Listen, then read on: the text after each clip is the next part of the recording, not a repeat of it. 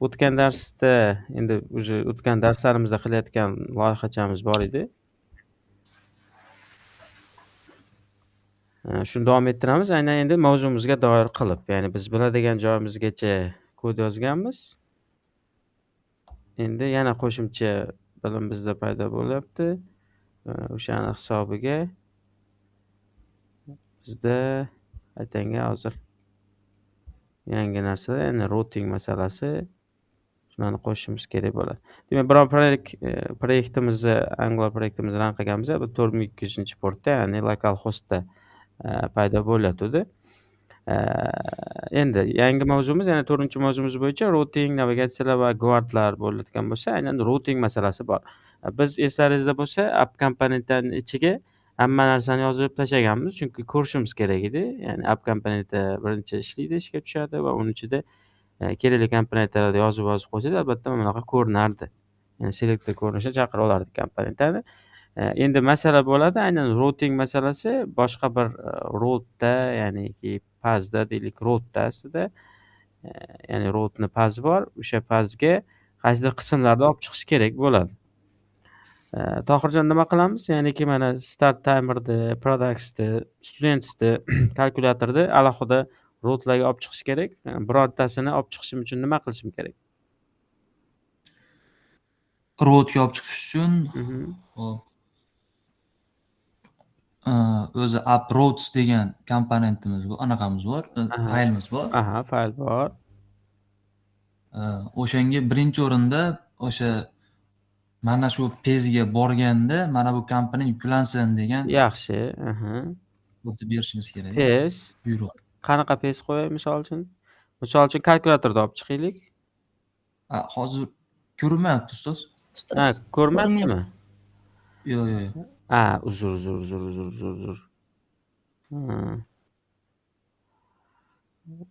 Present enter screen.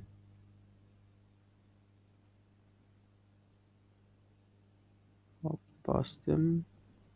Ketdi.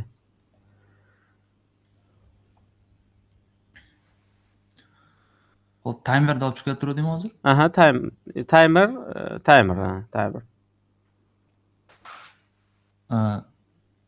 Bu masalan agar root qolaversin desak, bu agar timer bo'ladigan bo'lsa, bu yerga timer deb yozsak masalan, timer shunaqa. Keyin bu yerga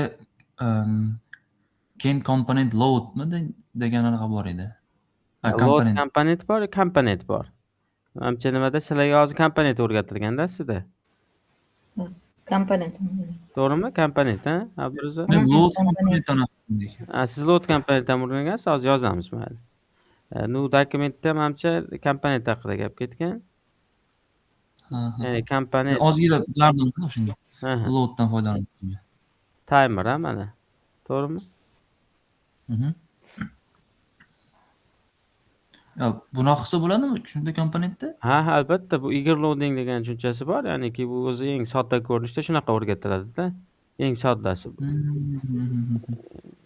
Shunaqa ko'rsatilgan, mana hozir Abdurzo ham aytayapti.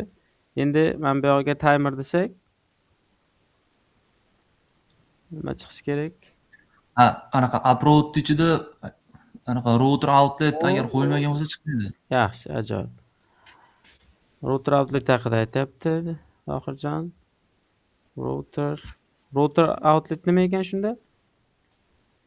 Bu xullas komponentlar shu chaqirib berar ekanda, bu haligi nima deydi? Bola komponentlarni shu yerda chiqarib beradi. Router orqali ishlamoqchi bo'lgan komponentlarni shu uploadga chiqarib beradi. Qayerga qo'yadigan bo'lsa, shu router outletni o'sha yerga chiqarib beradi. Router outletni o'rnida paydo bo'ladi, demak, shunaqa. Endi timerda o'zini men chaqirdim. Hozir biz mana buni ichida app timerda bir necha marta chaqirgandik-ku, to'g'rimi? Faqat timerda o'zi mana bunaqa bo'ladi. Demak, endi eski kodimizni o'chirdik, o'chirib tashlaymiz yoki mayli commentda qoladi. Yoki timers degan bitta komponent yarata qolaylik, ya'ni butun eski timerlarimizni olib o'tib ketaylik, bo'ladimi? Ya'ni timers degan bitta komponentni qilsak, timers misol uchun Ya'ni faqat timerda o'zi yordamchi komponent edi. Ya'ni keyin mavjud kodimizdagi mana manba qismni timerli joylarini olib o'tib ketamiz. Timersga. Mana timers. Mana bu yoqda. Buni timer degan qizaryapti, demak timer degan komponentasini chaqirish kerak va start timer degan logikalar app komponentida qoluvdi. Buni olamiz ekanini. Bo'lmasa mana ошибка beryapti, chunki unaqa metodlar yo'q degan gapni aytyapti. Virtual children orqali kerakli bir nechta timerlarni olganmiz.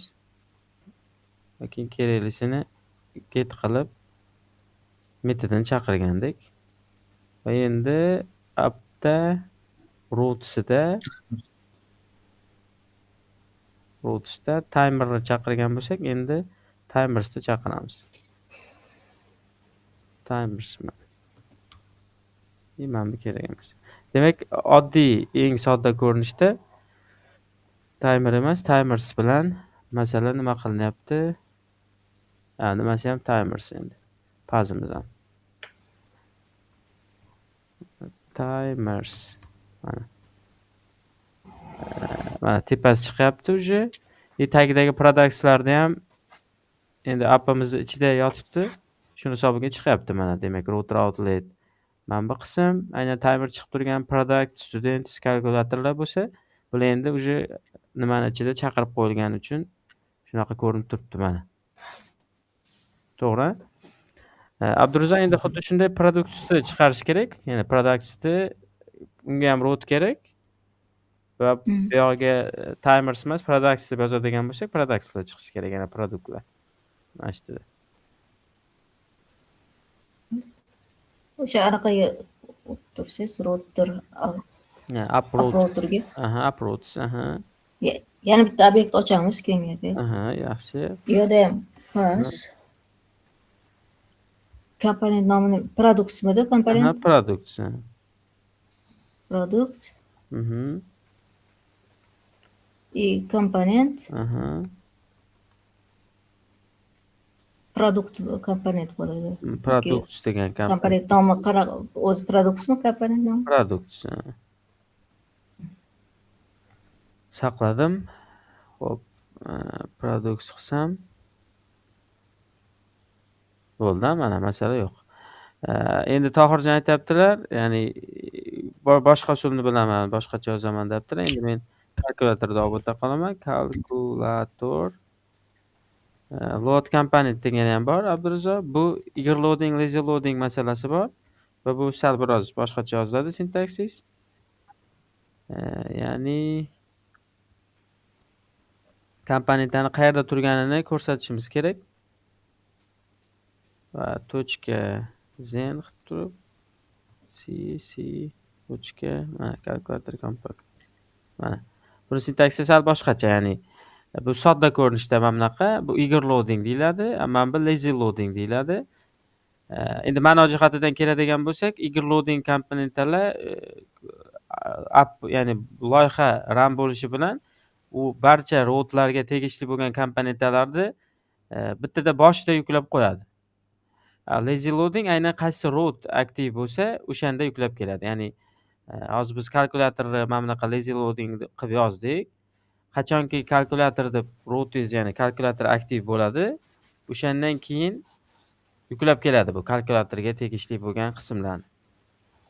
Boshqa paytda, ya'ni boshqa root aktiv bo'lib turadigan bo'lsa, unaqa paytda yuklab kelmaydi. Endi buni networkdan ko'rsa ham bo'ladi. Bitta savol bor edi, mayli bersin. Anaqa load komponent orqali lazy loading bo'ladi hozir-ku. U qachon bunaqasini ishlatiladi va qachon eskicha usulimizni ishlatiladi? O'zi odatda lazy loading qilamiz. Ya'ni bu yaxshi, mana aytayotgandek qaysi root aktiv bo'lsa qiladigan joyimiz bor.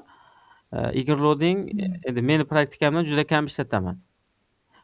O'zi umumiy qaralganda, ya'ni so'ralsa yoki izlanish qilinsa, qachon eager loading, lazy loading o'zi deyarli farqini ko'rmaysiz. Loyihalar kattalashib ketsa bilinishni boshlaydi. Ya'ni loyiha juda katta bo'ladigan bo'lsa, siz hamma joyda eager loading qilib tashlagan bo'lsangiz, birinchi gal yuklanishi qiynalishini ko'rasiz. Ya'ni birinchi galda ochilayotganda networkdan qarasangiz, deylik bir 3 megabayt narsani yuklab kelayotgan bo'lishi mumkin. Ya'ni hamma komponentlar birgalikda 3 megabaytni olib kelishi mumkin. Ana shuni agar siz lazy loading qiladigan bo'lsangiz, har bir qismni отдельно yuklab keladigan bo'ladi va deylik kamayadi. 500 kilobayt bo'lar, 300 kilobayt bo'lar, misol uchun. Ya'ni bitta qaysi root aktiv bo'lsa o'shanaqa. Ya'ni loyihadan kelib chiqib, siz loyihangiz o'zi kichkina bo'lsa, endi hammasini eager loading qilib qo'ysangiz ham bo'ladi, misol uchun. Ya'ni eager loading ustunligi nima bo'ladi? Boshida bitta yuklab keladi, keyin rootdan rootga o'tganingizda hech narsani yuklab kelmaydi-da, misol uchun. Buni endi ustunlik bir qaraganda kamchilik. Vaqtini oladi. Joyi keladi kamchilik, joyi keladi ustunlik. Lazy loadingni ustunligi aytyapmiz, alohida qaysi root aktiv bo'lsa, o'shanda yuklab keladi degan gapni aytyapmiz. Lekin kamchiligi endi rootdan rootga o'tganda endi biroz user experience tarafdan sekinroq bo'lgandek tuyulishi mumkin. Ya'ni tezda emas, misol uchun. Tushundingizmi? Tohirjon, siz bilarmidingiz bu masalani? Yo'q, yuklashini bilmasdim, lekin men load component bilan ishlatardim ekanda, lekin sababini bilmasdim lekin. Bu lazy loading, eager loading degan masala o'sha men aytayotganday, men bu yoqda hozir mana allda turibdi, mana JS qilaman. Mana deylik boshqa nimada tursin. Mana productsdamiz. Men bu yoqda JS'ni filtrida products, mana products qaysidir bir, mana products card, products nimasi? Ya'ni produktlar eager loading qilingan va hozir mana produktni rootida turibmiz-u, lekin hozir men timerni qidiraman, timer ham уже allaqachon yuklangan bo'ladi. Mana timer ham tayyor turibdi. Misol uchun. Mana timers degan komponentasi va timer degan komponentasi haqida gap. Mana men bu yerda faylning nomi timers.ts va timer.ts. Chunki timersimiz o'sha timerlarni chaqirib qo'yildi. Ya'ni ikkalasi ham eager loading bo'lgani uchun qaysi root aktiv bo'lishidan qat'iy nazar yuklab kelinaveradi. Kalkulyator yo'q lekin bu yerda. Kalkulator.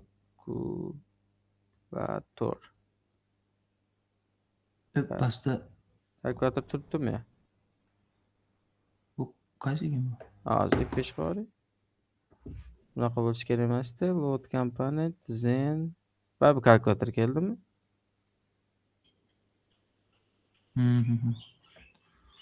Kechda qolib ketyaptimi ekan bu?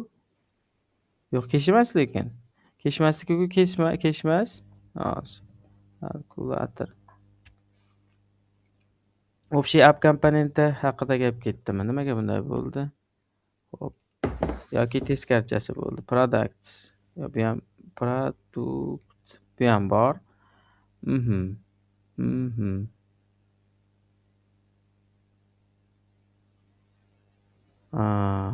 Load component. Men nima bilan adashtirdim demak. Yoki shunaqa deb yurgan ekanman. Xato bo'lib chiqyapti. Ya'ni eski usul bo'yicha shu load children, ya'ni lazy loading masalasi bormi? Komponentga ham aynan load component shunaqa lazy yuklanadi degan tushuncha bor edi yo nimada muammo? Lekin shunaqa ham edi shu paytgacha. Load childrenni aytmoqchimisiz? Load childrenni alternativi load komponentda. Mana load childrenni bilasizku, misol uchun, ha? Hozir bilaman deyapsiz-ku, to'g'rimi? Hozir rootga olib ketsam, xuddi load childrenda ishlab ketishi mumkin demak. O'sha narsa bo'ladi. Ya'ni va load komponent ham shunaqa tushuncha edi-da. Endi men tushunishim bo'yicha shunaqa edi. Hozir xuddi unaqa emasday bo'lib chiqdi hozir. Nimagadir. O'sha mana load childrenni bilasizku, to'g'rimi? Ya'ni lazy loading aynan modullar masalasidagi lazy loading deylik. Mayli, men hozir yana bitta rootga olib chiqib ko'rsataman demak. Buni shu bilan demak hal bo'lyapti. Ya'ni load komponent ham oddiy komponentdek hal bo'lyapti. Unda qiziq joyi, unda nima farqi bor degan narsani. Buni bir qarash kerak ekan demak. Endi aniq shunaqa degan miniyada qolib ketdim-da. Xo'p, okey deylik. Bitta kalkulyator uchun root ochamiz baribir. Endi rootlarga ulash degan masalasi bor deylik. Mana misol uchun yoki hozir productsda kerak bo'lar ekan. Buni productsga qarab qolamiz. Ya'ni chunki hozir kengayadi-ku. Bitta root ochaylik. Ya'ni hozir endi men buni nimaga lazy load bo'lmay qoldi o'shani, lekin bo'lishi mumkinligi u load children va aynan rootlar bilan hal bo'lishini ko'raylik. Products root.ts. Xullas nima qilmoqchiman? Aynan produktlar uchun ham yana bitta root yaratmoqchiman. Ya'ni rootni rootga ulamoqchiman. Hozir bizda faqat app root bor edi. yana bitta root yarataylik va uprootga o'sha rootni ulaylik. Ya'ni bitta bo'lmaydi root. Rootlar bir nechta bo'ladi. Aslida endi odatda expert const routes deymiz. Va barobar mana bunaqa. Ya'ni sintaks shunaqa. Uproots'ni sintaksi ham shunaqa edimi o'zi yoki mana uproots ham shunaqa misol uchun mana. Demak, rootlar, ya'ni routes degan bitta interfeysi bor, o'sha orqali yaratilyapti va xuddi shunday mana pazi bor buni. Komponenti misol uchun yana pustoy pazida yana oddiy eager loading qiladigan bo'lsak, products degan mana komponentni chaqirib qo'ydik. Bo'ldi. Demak, products degan bizda rootimiz bor mana. O'sha rootimizni ichida bitta rooti bor ekan. Bunaqa ko'rinishda misol uchun.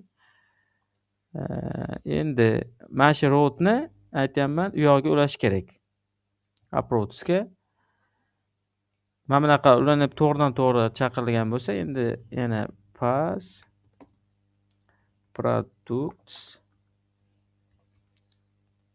farqi load children, ya'ni rootlarni endi load children orqali, ya'ni load komponent emas. Yana shu bu yog'i sintaks xuddi load komponentga o'xshaydi-yu. Endi rootni ko'rsatish kerak xolos.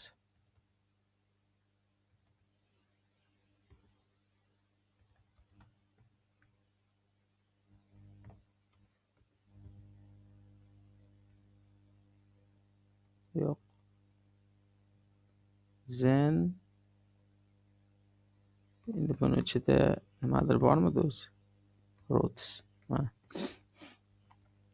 Ya'ni faylimizni ko'rsatib oldik.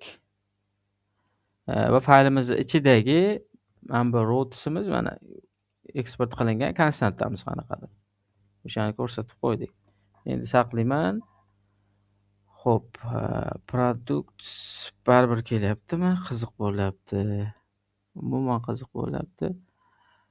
Ha, bo'ldi. O'rtoqlar dedi-ku. Bo'ldi, bildim-ku masalani. Men bilan chaqirib qo'yganmiz-ku axir. Boyagi ham masala shundan bo'lgan ekan-da. Mana inkor qilib qo'yadi-da odatda odamni. Xullas, o'zi app komponentiga shundoq ham chaqirib qo'yganmiz-da, yuklab keladi-da kanishni. Ya'ni app komponentamiz darsni boshida va shu paytgacha bo'lgan joyda biz app komponenti HTML ichida barcha timerlar, produktlar, hamma narsani import qilib turib, HTML da chaqirayotgandik. Va shuni hisobiga baribir yuklab kelayotgan bo'lganda bu. Mana hozir hech narsa yo'q. Products. Ya'ni boyagi kalkulyator masalasiga ham qaytsak, daji hayron qoldim-da. Mana hozir shu endi o'zgaradi hamda versiyalar, keyin ikkilanib qolasiz. Keyin mana shu o'zgartirish urgandan keyin nimaga unaqa bo'ldi deb qolasiz. Biz noto'g'ri yo'lda edik, shuning uchun bo'ldi. Mana timersga kirdim. Boyagidek orqasiga qaytib turaman, ya'ni roadsiz variantda. Yana endi birinchi aytayotgan fikrimni to'ldirish uchun mana ikkalasi ham eager loading. Timersni bosdim. Mana saqlamadim yana. Yana qarang, mana saqlamadim, keyin yana nimaga unday bo'ldi? Mana products bor. Xullas timers ro'tidaman, lekin products ham ishlab turibdi. Nimaga bunaqa deyapmiz Tohirjon? Eager loading ashi birdaniga yuklab kelyapti hammasini shunda. Ya'ni ro'tidan qat'iy nazar eager loading barchasini yuklab keladi. Endi kalkulyatorda yozsam, mana chiqmadi endi. Yo'q, ha, ko'rdingiz. To'g'ri. Mana kalkulyator. To'g'rimi? Endi ortiqcha importlar ham dasturni sekinlashtirar ekanda shunda. Ha, endi yig'iladi-da, mana bu keshini masalasi bilasizmi? Keshda bu. Boshqa narsa. Ya'ni o'zini kalkulyatori bor ekanda, brauzerda ichida, white'ning ichidagi kesh boshqa narsa ekan xullas. Ya'ni masalan, hozir kalkulyator ro'tida emasmiz-ku, nima kerak bor kalkulyatorda yuklab kelib, to'g'rimi? Bu komponentlaringiz kattalashib borsa bildiradi-da, ya'ni bildirishni boshlaydi bu. Ya'ni optimizatsiyaga kelganda albatta lazy loading qiling degan joyga keladi. Ya'ni siz qurishingiz mumkin. Biron bir applikasiyonni yaxshilayman, refactor qilaman degan paytingizda albatta lazy loading qilishingiz kerak. Va mana hozir biz kalkulyatorga kiradigan bo'lsak, endi kalkulyator mana. Endi bor, mana yuklab keldi. Tushunarli. Tushunarli? Boyagiday mana produktlar baribir yuklab kelingan mana eager loading. Endi xuddi shuni men ana unda 100% ishlashini ko'rsatmoqchimda. Endi bunda 100% ishlaydi. Endi load komponentni men bunaqa qilib networkdan qaramagan ekanman, yo esimdan chiqqan, demak shuning uchun ikkilanib qoldim. Men bu chista shu load children bu masala eskidan bor. Va unda endi o'sha routlar modul baribir ko'rinishida yuklab kelinadi. Mana products. Men kalkulyatorda ichidaman. Endi produkt chiqmayapti. Boya chiqatuvdi. Nimaga bunaqa bo'ldi? Abdurazo?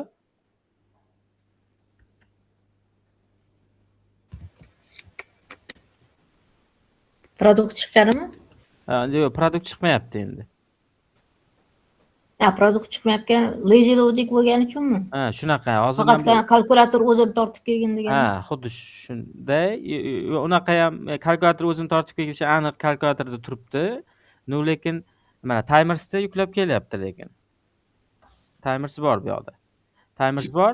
Chunki timers уже eager loading, products уже lazy loading bo'lib ketdi. Sababi uni road ko'rinishida yozdik. Ya'ni men hozir bitta menimcha dokumentda yo'q narsa roadga ulash masalasini ko'rsatyapman. Products degan roadni hosil qildik va approachga uladik. Mana shu usul orqali yuklandi va load children syntaxi bilan yozilyapti va bu ham lazy loading bo'lyapti.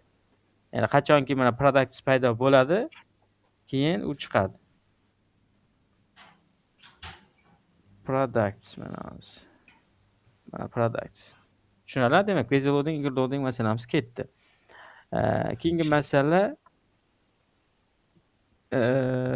nima qilish kerak? Tohirjon, men bu tepaga bitta menyular yozaylik. Misol uchun, productsni bossa productsga o'tib ketadigan, ya'ni navbar deymiz. Navbar.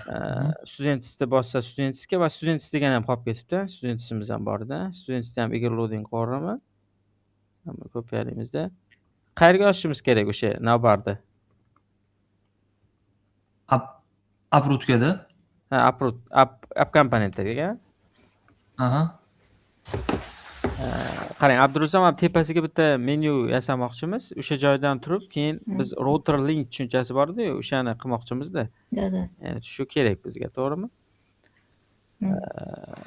Tak.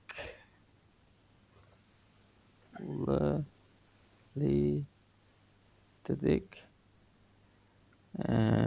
Products bo'lishi mumkin. Products. A bilan yozaylik, endi yaxshi bo'ladi. Href.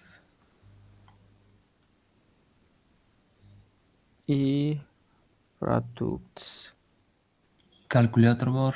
Kalkulyator. Students bor. Students. Timer bor. Timers mayli. Timers dedik. Endi bir qator qo'yishimiz uchun bu yoqga flex beramiz birinchi. Flex. Keyin flex. Gap. Center bilan gap beramiz. Center bersak bo'ladi. Keyin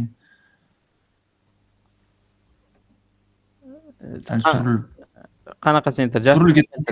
Center berardim-da. Yaxshi.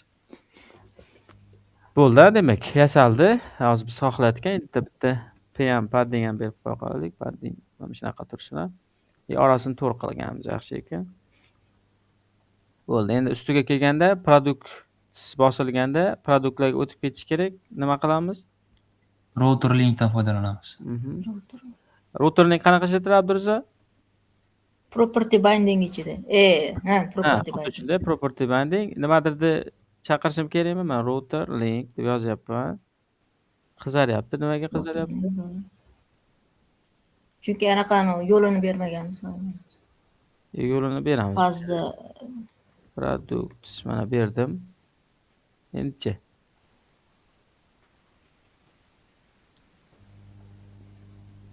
Import yo'q. Import yo'q. Router linkni ishlatish uchun albatta uni import qilish kerak edi-da. App komponentida mana router outlet qilinganida router link. Mana endi ishladi.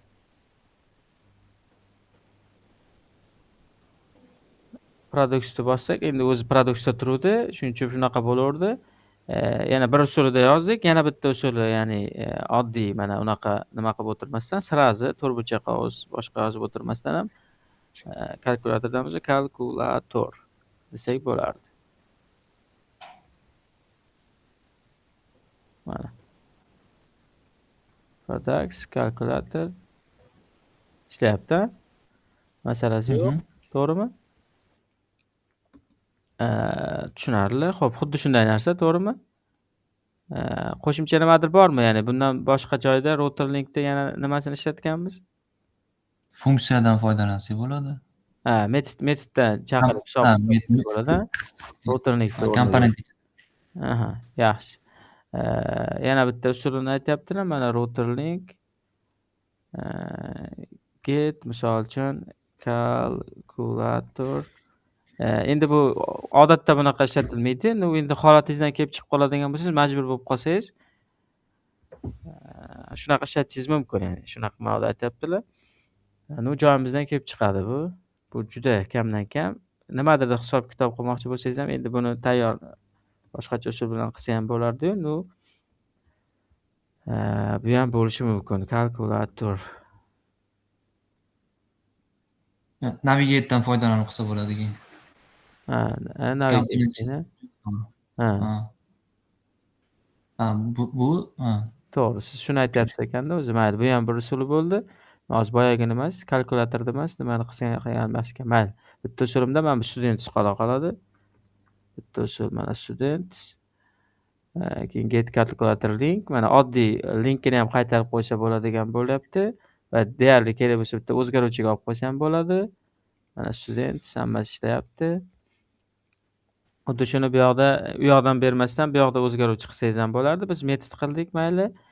Keyin yana bitta metod aynan Abdurazzoq, ya'ni bitta servis bor edi, Angular'da o'zini servis, shu servis orqali bu yoqdan turib emas, ya'ni klikni bossa, klik qilinsa, ya'ni klik degan event binding chaqiriladi va u yoqdan turib bitta servisi bilan navigatsiya qilinardi.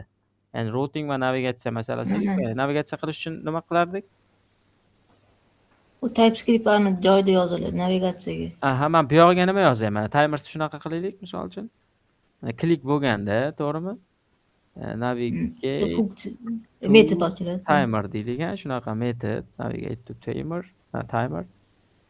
Va mana metodim yozibman. Keyinchi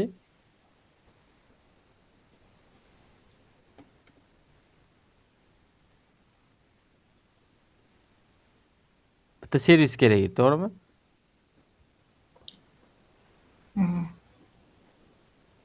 Qaysi servis edi, Tohirjon? Router degan servis. Inject router. Router. Bu yo'qni bilasizmi endi, Abdurazzoq? Router. Router navigate meni. Navigate. Timer, timers.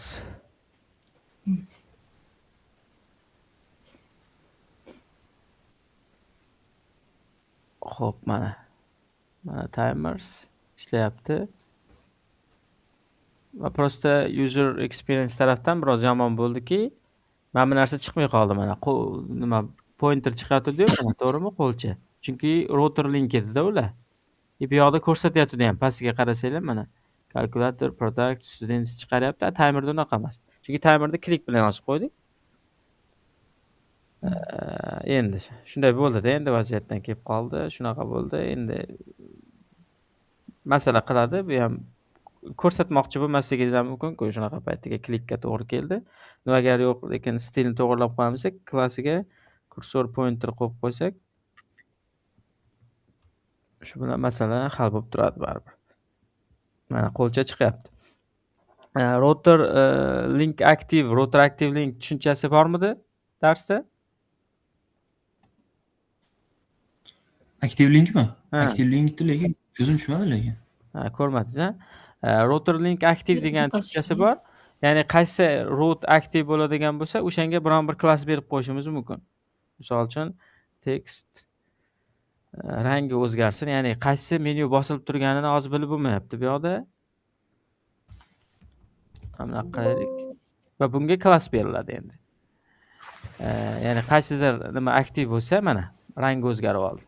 F5 qilsam ham, ya'ni qaysi root aktiv bo'ladigan bo'lsa, o'sha aktiv bo'lib turgan linkka aloqador bo'lgan biron bir tegimiz, elementimiz, misol uchun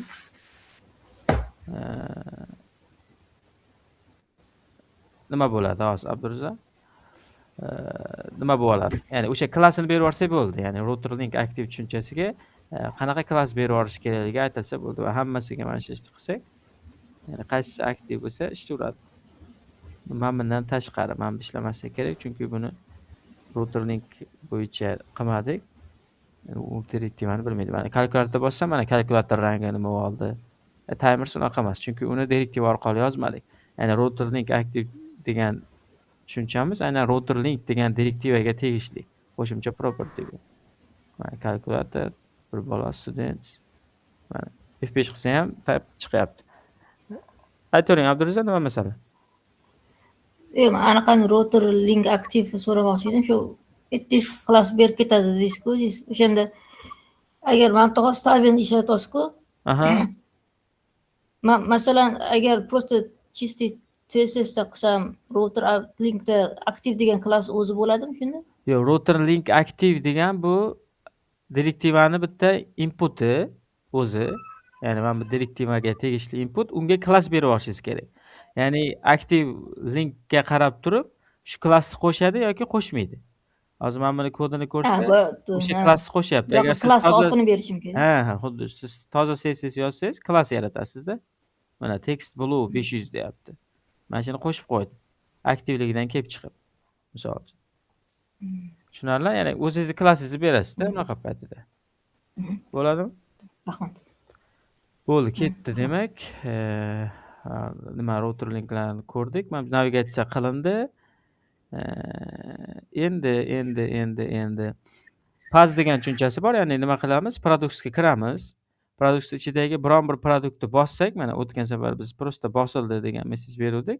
Buni olib tashlaymizda. Shuni bossa,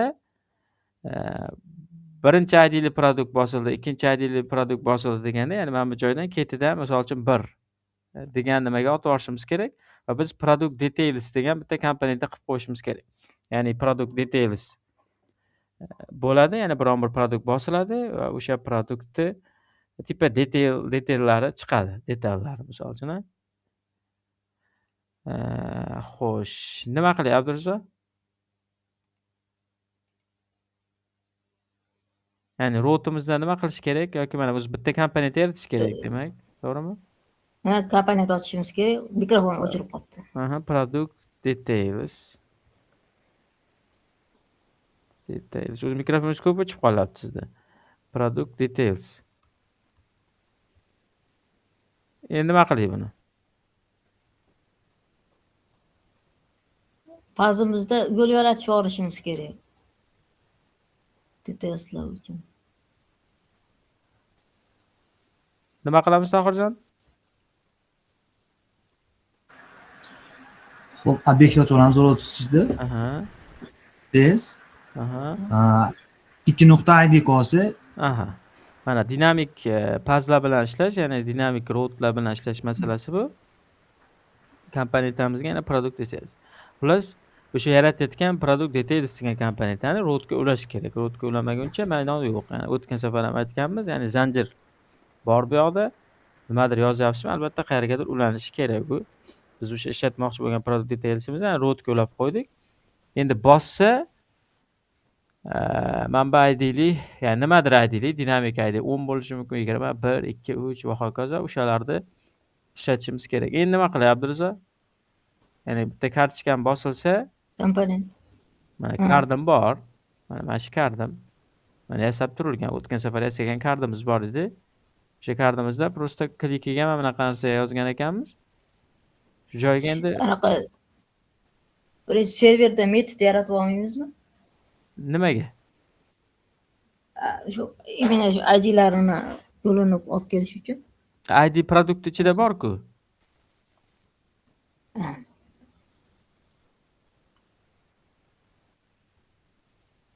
ID yo'q ekan, ID qo'shamiz ekan. ID'ni bor, ya'ni ID'ni endi yasab olgan joyimiz ham kerak. Ya'ni iProductda ID number mana bunaqa, to'g'rimi? Tak.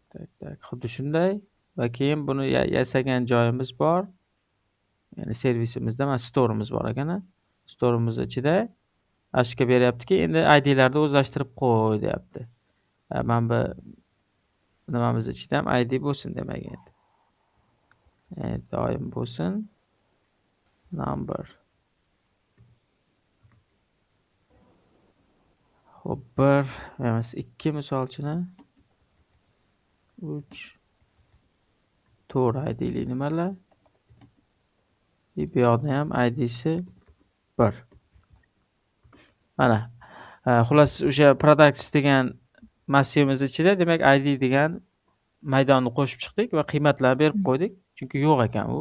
Endi bor uje. Demak, product kartni bosganda nima qilishimiz kerak bo'ldi shunda?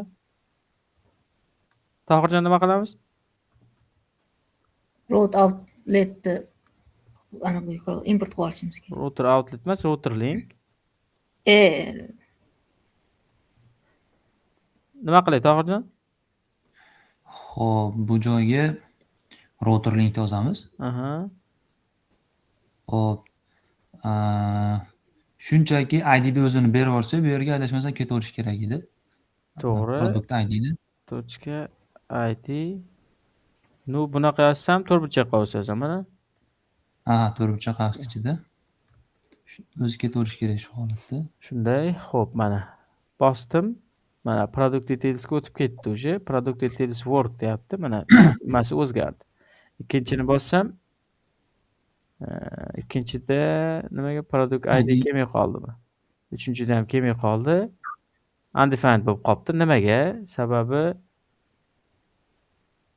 produktni ID'sini oldim-u, hech qayerga o'zlashtirmadim mana. Rangi o'chiqroq turibdi mana.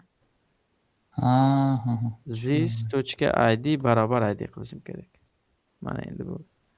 Ya'ni klassimni konstruktorida qabul qilib olyapman ID'ni, lekin klassimdagi ID'ga o'zlashtirmayapman. Mana hozir o'zlashtirdik, endi ishlaydi. Qaytamiz. Mana 2 3. Birinchisi ishlagani uni qo'l bola yasagandik. Ya'ni uni oddiy tayyor bor edi u. Hozir endi konstruktor orqali, klass orqali yaratyapmiz. Bo'ldi, demak. Ya'ni bu dinamik routlar bilan ishlash masalasi yoki PAS deyiladi. Ya'ni demak masala PASda. To'g'rimi? Mana. Nima qilyapti bu? O'tib shu joyga? Qiziq.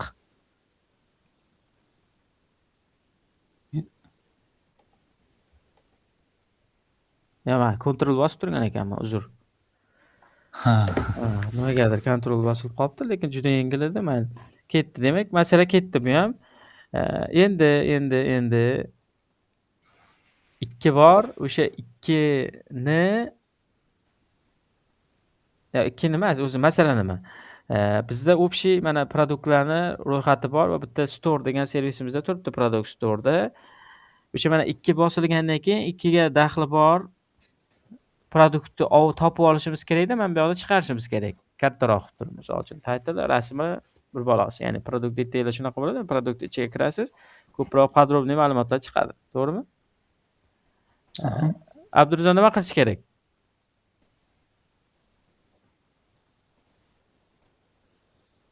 Siz o'zi ulgurmadingizda, to'g'rimi? Bu yog'iga. Filtr yasash kerak. Yo, product detailni yasash kerak. Ya'ni bitta produkt bosilsa, o'shani detailini chiqarish kerak. O'shanga filtr demoqchiman-da. Endi birinchi ketma-ketligi bor-da, biron bir narsani qilayotganda ketma-ketlik bor. Anaqa. Ikkinchi buni qilish kerak degan joy bor-da. U siz aytayotganingiz eng oxirida qilinadigan narsa. Eng oxirdan bitta oldi. Birinchi URLni o'qib olishimiz kerak-da. Bo'lmaydi mana. Mana shuni aytyapman. Nima qilay shunda? Qayerga kiray? Router active yo'q, yuklab olishimiz kerak, import qilib olishimiz kerak. Qayerga kiray? Shuni ayting-da. Qayerga nima kod yozing?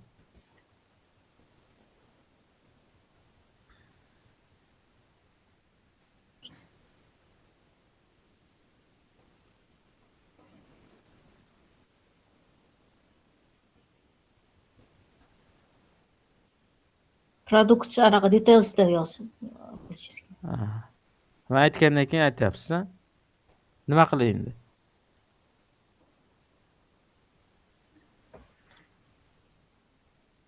Konstruktor ichida Aha, konstruktor, aha, private, aha.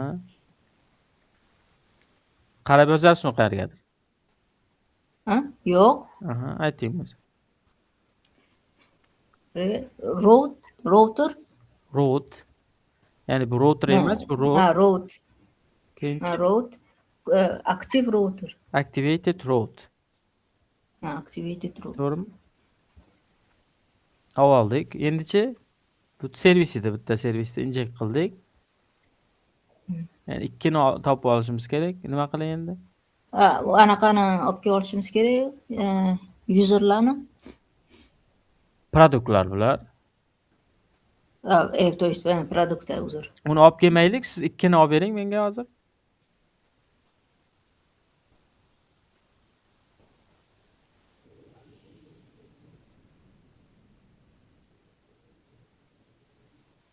Tohirjon, nima qildik? Xo'p, konstruktorni ichida this road qilib turib, ichida road param degan anaqasi bor o'zi. Aha, biron bir o'zgaruvchiga olish kerak-ku. Nima qilay? Ya'ni konstrukt ichidan Ha, to'g'ri. Birinchi o'zgaruvchi olish uchun masalan bo'lmasam product ID degan bitta o'zgaruvchi ochib olamiz. product ID barobar, misol uchun joyida yozib ketsak ham bo'ladi. Ya'ni ichida ham shart emas atak. Ha, o'zgarish uchun subscribe'lar ham ketaveradimi shuning ichida? Siz subscribe orqali olmoqchisizmi? Aha, shunaqa qilib. Snapshotchi. Endi bundan keyin buni Xo'p. inshallah qilma deyapti hozir. Endi oldin bo'lar ekan, mayli. Number.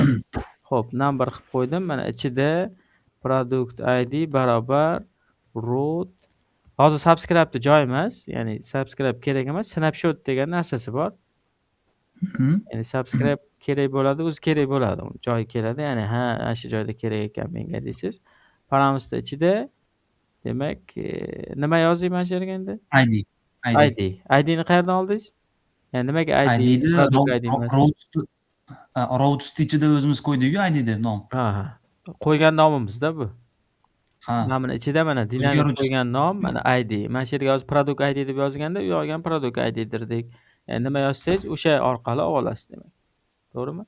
Log qilib qo'yib, chiqarib olsak ham shundan ham bilib olsa bo'ladi. Ya'ni o'zi nima bor, nima chiqyapti, mana snapshot deb qo'ysak. Endi mana hozir konsolda ko'ramiz. Ana activated road snapshot .params ham qo'yray shuni. .params. Mana 2 degan, mana ID ni ichida kelyapti. Chunki ID degan biz o'zimiz qo'yganmiz bu nomni. Men bu yoqda log qilib turib, endi product ID ni ham chiqarsam konsol logda. Mana 2 degan, ya'ni 2 degan qiymatni oldik. Masala yo'q demak. Bilasizmi Abdurazzoq, bilyapsiz-ku, to'g'rimi? Sal esingizdan chiqyaptimi? Ha, tushundim. Bilmadim. Endi private yana endi shu stilda ketyapmiz. Store, product store degan nimamiz bo'lsa, product store. Nima qilay Tohirjon? Product store. Xo'p. Endi bitta products degan bitta o'zgaruvchi ochib olamiz. Produkt degan bitta produktni olamiz hozir biz. Ha, to'g'ri. Produkt. Ha, buni tipini produkt degan tipimiz bor edi, desam. Ha, produkt degan bor edi. I product deb qo'ya qoldim. I product. Product barobar product store. Store ichiga murojaat qilib turib, get products ichidan filtr qilamiz-da. Find qilamiz, to'g'rimi? Topib olamiz. Product. Bu yoqqa tushirib yubordik. Product. ID'si teng bo'lsa ID'ga. Product ID'ga. Mana shunaqa. Xo'p, buni tipi get products I product qaytaradi. Prosta, ya'ni find degan metodimiz mana undefined ham qaytarishi mumkin. Topa olmasa undefined qaytaradi, deyapti-da mana. Misol uchun iProduct yoki Ha, undefined qaytaradi. Chunki topolmasligi mumkin-ku rostdan ham. get products shunaqa bo'ldingmi shunda? Ha, o'zi get productsda emas gap. Ya'ni find degan metod yoki topoladi yoki topolmaydi-ku, ya'ni yo'q bo'lishi ham mumkin-ku. Shuning uchun ya'ni uni Ha, default formati topolmasa undefined qaytaradi. undefined, Ha, topolmasa undefined qaytaradi. Ya'ni tushunarli. bu to'g'ri-da va to'g'ri aytyapti. Rostdan ham noto'g'ri narsa. Men o'zim mana shu yerga 20 kimdir user 25 deb qidirayotgan bo'lishi mumkin-ku yoki nimadir deb misol uchun. O'sha paytda Ha, tushunarli. ro'yxatimizda yo'q bo'lsa undefined bo'lib qoladi va shuning uchun biz ham endi produktunda undefined bo'lishi mumkin deb yozib qo'ydik. Mana shunaqa yozib qo'ydik va keyin ketdi bu xato. Endi bu yog'ini yasash kerak. Misol uchun div. Qarang, Abdurazzo, nima qilaylik? Chapiga rasm bo'lsin, o'ngida nomi bilan price bo'lsin, misol uchun. Ya'ni shuni tagline Chapida yozish kerak. Ya'ni mana bu ekran tipi ko'rinib turgan qism ikkita bo'lak bo'ladi. Chapida rasm turadi, o'ngida title bilan pastida price turadi. Display flex berish kerak. Divga, основной divga. Flex ikkinchi. O anaqani Tailvindni bilmayman-da unchalik. Siz o'rganmadingizmi Tailvindni? Yo'q, Tailvindni o'rganmaganman. Bo'pti, mayli. Nima yozamiz? Tohirjon, grid yoza qolamizmi? Ha, grid qilib ko'ramiz. Grid polsikkan Polska capture qildim. qilamiz. Bitta border kerak emas ekan, bo'ldi. Ichiga image yasash kerak, to'g'rimi? Div bilan yasay qoldik a. Ya'ni class Bu image bo'ladigan bo'lsa, object hidden qila qolamiz a. Hidden rounded qanaqadir LGmi XL a.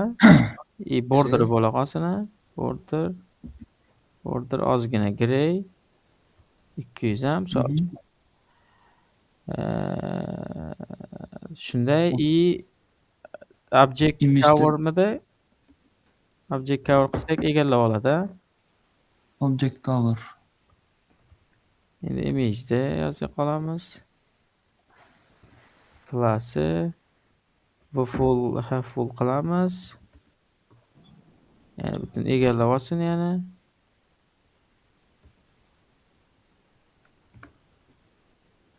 Object coverni bu yoqqa yozar ekanmiz a. Ya'ni ekran o'lchamidan, rasm o'lchamidan boshqasidan qat'iy nazar, ya'ni butun nimani egallab oladi-da, ya'ni razmerida. Ortib qo'yadi, yo'q shunda bo'sh joylarga. Ha, bo'sh joylar ham to'ldirib qo'yadi. Ichidan chiqmaydi keyin. Hidden qildikki, ichidan chiqmaydi. height berib yuborishimiz kerak edi. O'zi width bor. Mayli, hozir men bitta qiziq narsani ko'rsataman, keyin yaxshi bo'ladi. Ya'ni oddiy height bermasak, hozir chiqmaydi baribir. To'g'rimi? To'g'ri qilib turaveramiz. Buni nima deyapti? 100 deyapti. 100 deb yozaverdi. Bo'ldi, bu yoqda endi div h1 da title bor, p da price bor. Bo'ldi, endi nimalarda o'sha property bindingimiz bor-ku, to'g'rimi? Ha, property binding orqali. Endi bitta narsa bor, produktim undefineddan bo'lishi mumkin ekanda rostdan ham. To'g'rimi? Shuning uchun if yozaman, yana mana o'zimiz logika, produkt bo'lsa kirsin bu ichkariga. To'g'rimi? Agar yo'q bo'lsa, ma'lumot yo'q deb ham bunday mahsulot topilmadi deymiz ham, misol uchun. Mana qog'oz ochmasin-da. Bunday mahsulot topilmadi degan mesej chiqarib qo'ydik demak. Endi topdik. Topganimizdan keyin source'ga yozyapmiz mana. Product image link bor edi. Bu yog'iga product name bor, product.price. mana price. Bo'ldi. Bunday mahsulot topilmadi deyapti. Sababi mana 25 deb yozavergandim-da men boya. Rostdan ham yo'q bo'lib chiqdi. Endi mana kiramiz. Yana topilmadi deyapti. Baribir. Nimaga topilmadi bu? Anavi subscribe deb bo'lmadimi? Yo'q, subscribe deb aniq bo'lmadi. Hozir mana bu yerga log qilamiz. Tip tushmay qoldi. Ya'ni paramisni tipida, ya'ni mana hozir mana muammoni topaylik. Men bilib turibman nima bo'lganini. Mana produkt rostdan undefined. Number bilan Number string kelmayapti. bo'ldi. Number bilan string. Product ID string, ya'ni paramisni nimasi string bu. Mana log qilamiz. Mana nima bo'lyapti? Deb qo'yishingiz mumkindir. Product ID ni chiqarsangiz. Mana bu string. 100% string. Bu oddiy string bilan nimani farqi bo'ladi? Rangida. Rangida rangida farqi bo'ladi. Mana hozir plus qilamiz. Mana.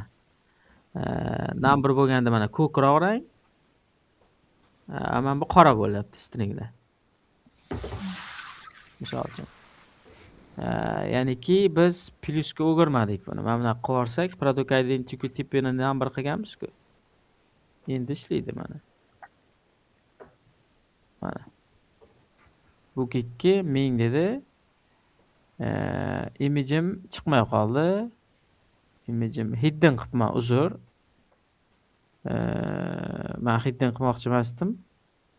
Overflow hidden qilmoqchi edingiz. Ha, shunaqa qilmoqchi edim men. Overflow hidden. Mana. Hop, men buni sal empty tour qilib qo'ysak bo'lar ekan. Men buni ham class text excel font bold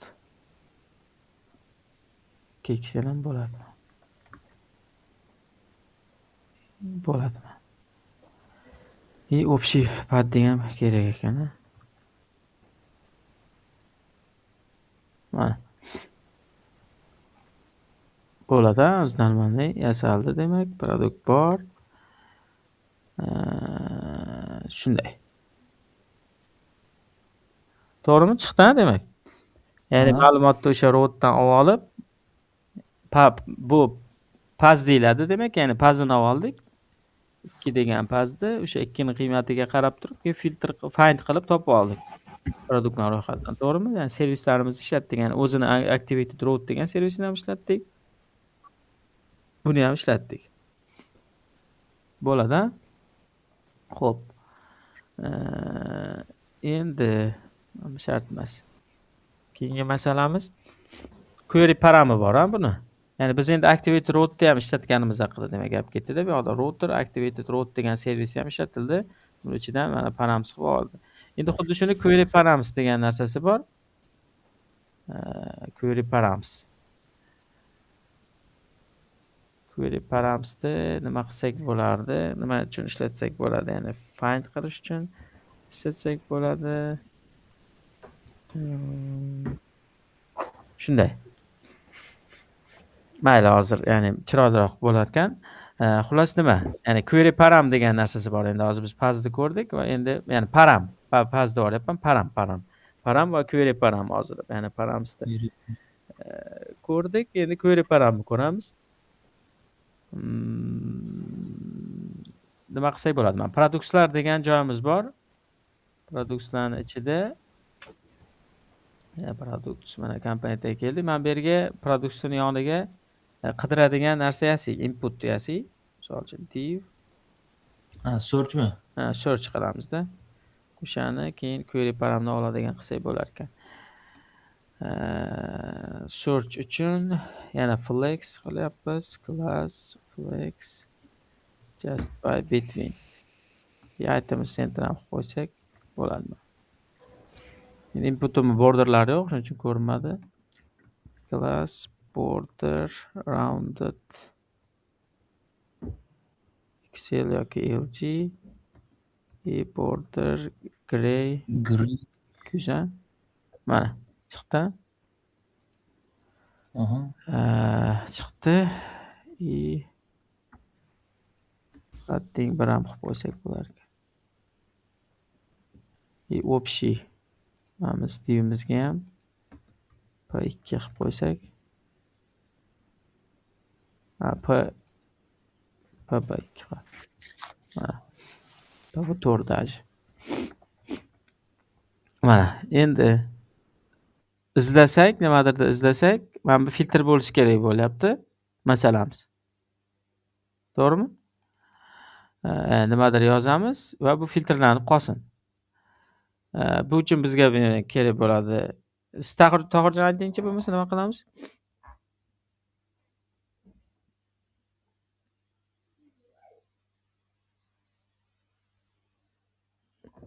Tohirjon? Mayli, o'zimiz Activate row. Forms Forms Forms modul model. kerak. Ya'ni input change, ya'ni bu ng modeldan foydalanish uchun. ng modul orqali prosta hozir oddiy search qilmoqchimiz hozircha. Ya'ni Aha. bo'ladimi? Bo'ladi. Tak. Mana Forms modul. O'zgartirish olamizmi hozir? Bitta tugma ham qo'yib qo'yaylik-da, nima bo'lar ekan. Yoki mayli, shunaqa qidiravursin. Bitta o'zgaruvchi kerak, search text bo'ladi. Search text. String. Search text'i ng modelga ber. ng model.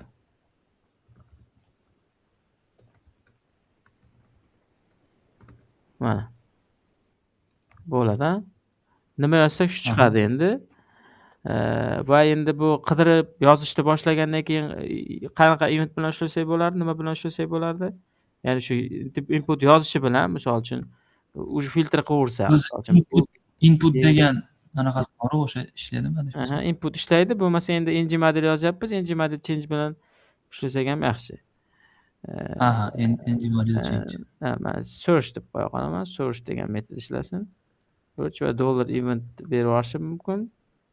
Bu o'sha o'zgargan qiymatda, ya'ni input output o'tgandek, aynan bu ng model change degan output'i bor. O'shani ishlatyapmiz ya'ni hozir. Yaxshi-ku misol uchun. Ya'ni biz bo'ladigan narsa yana.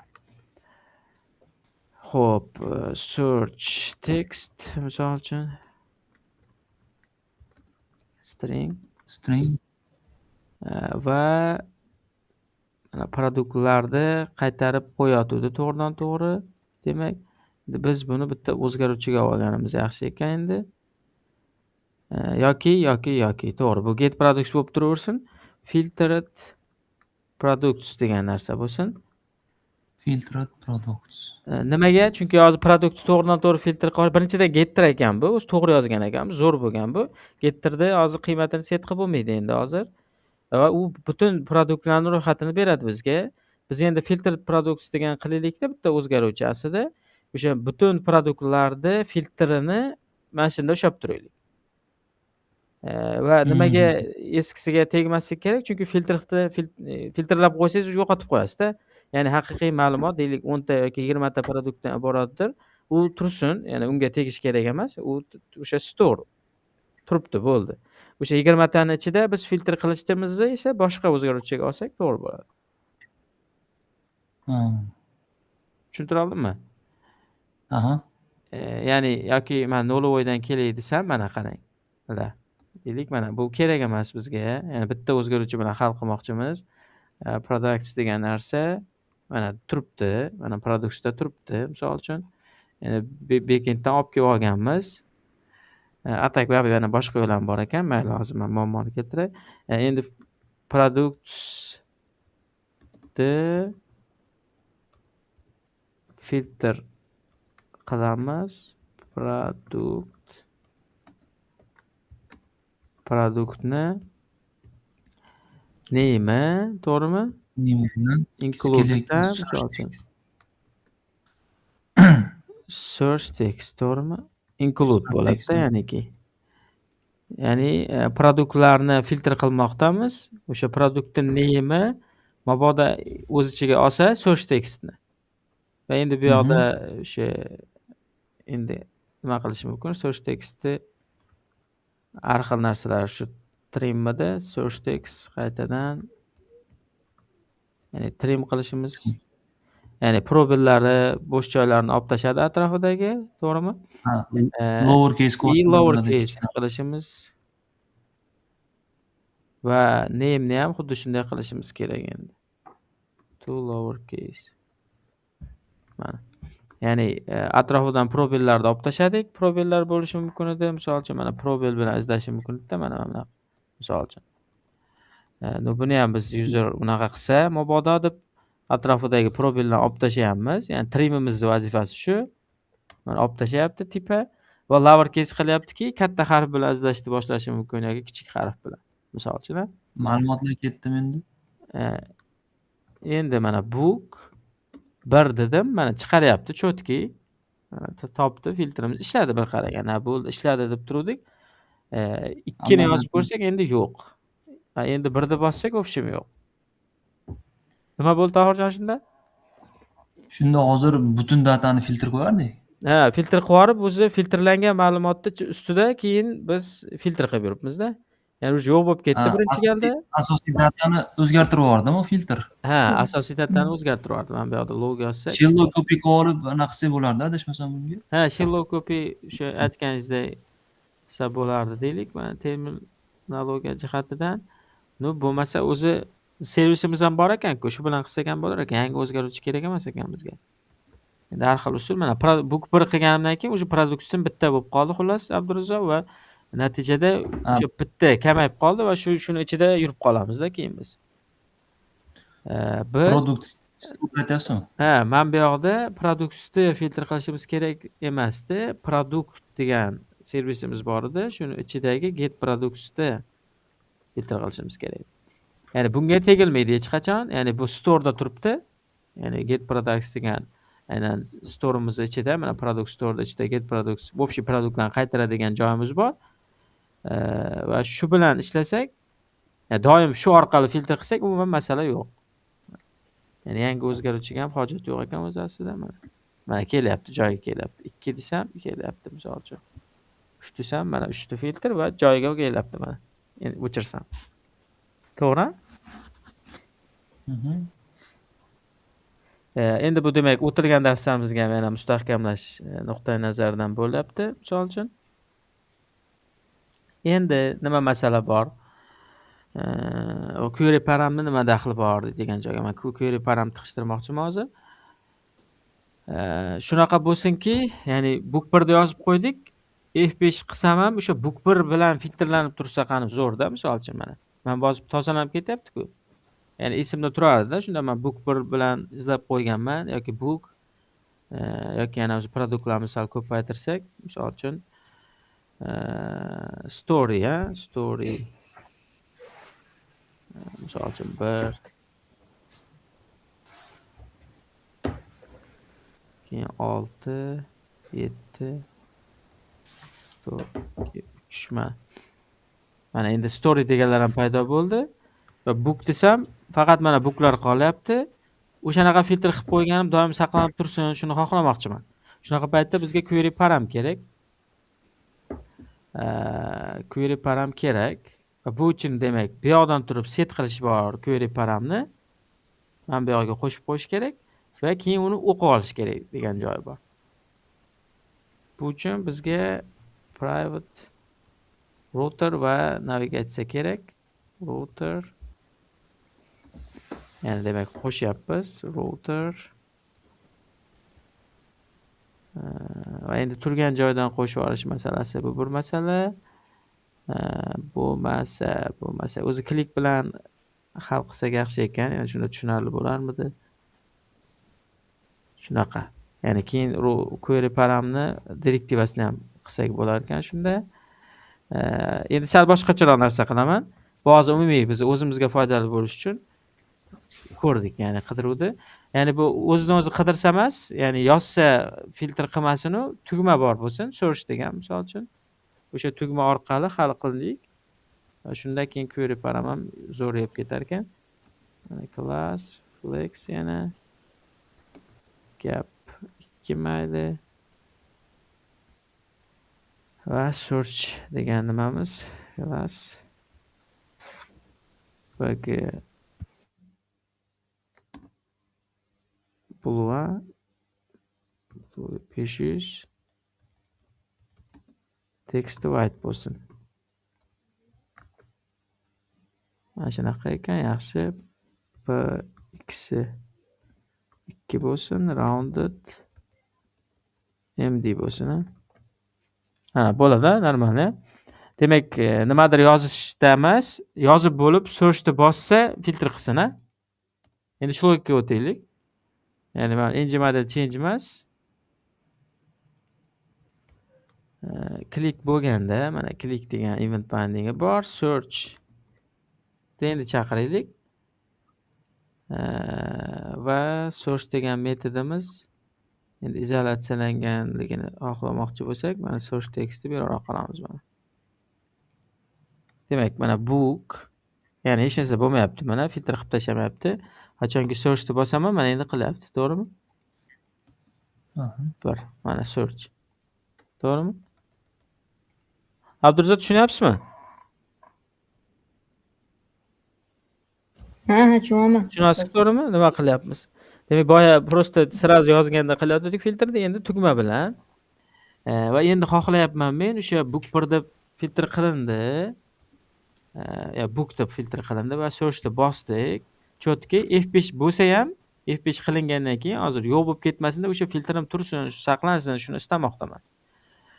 Buni bo'lsa, ya'ni qayerdadir demak ma'lumotda eski mana search bosilganda qayerdadir o'sha filtr qilinayotgan search teksti qiymatini qayergadir yozib qo'yish kerak ekan.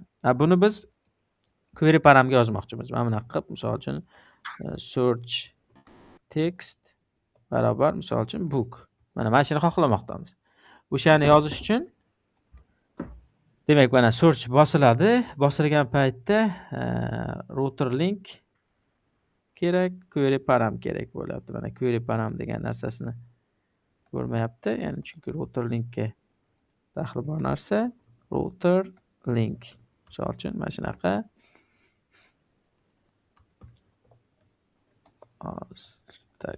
router linkimiz, ya'ni turgan joyi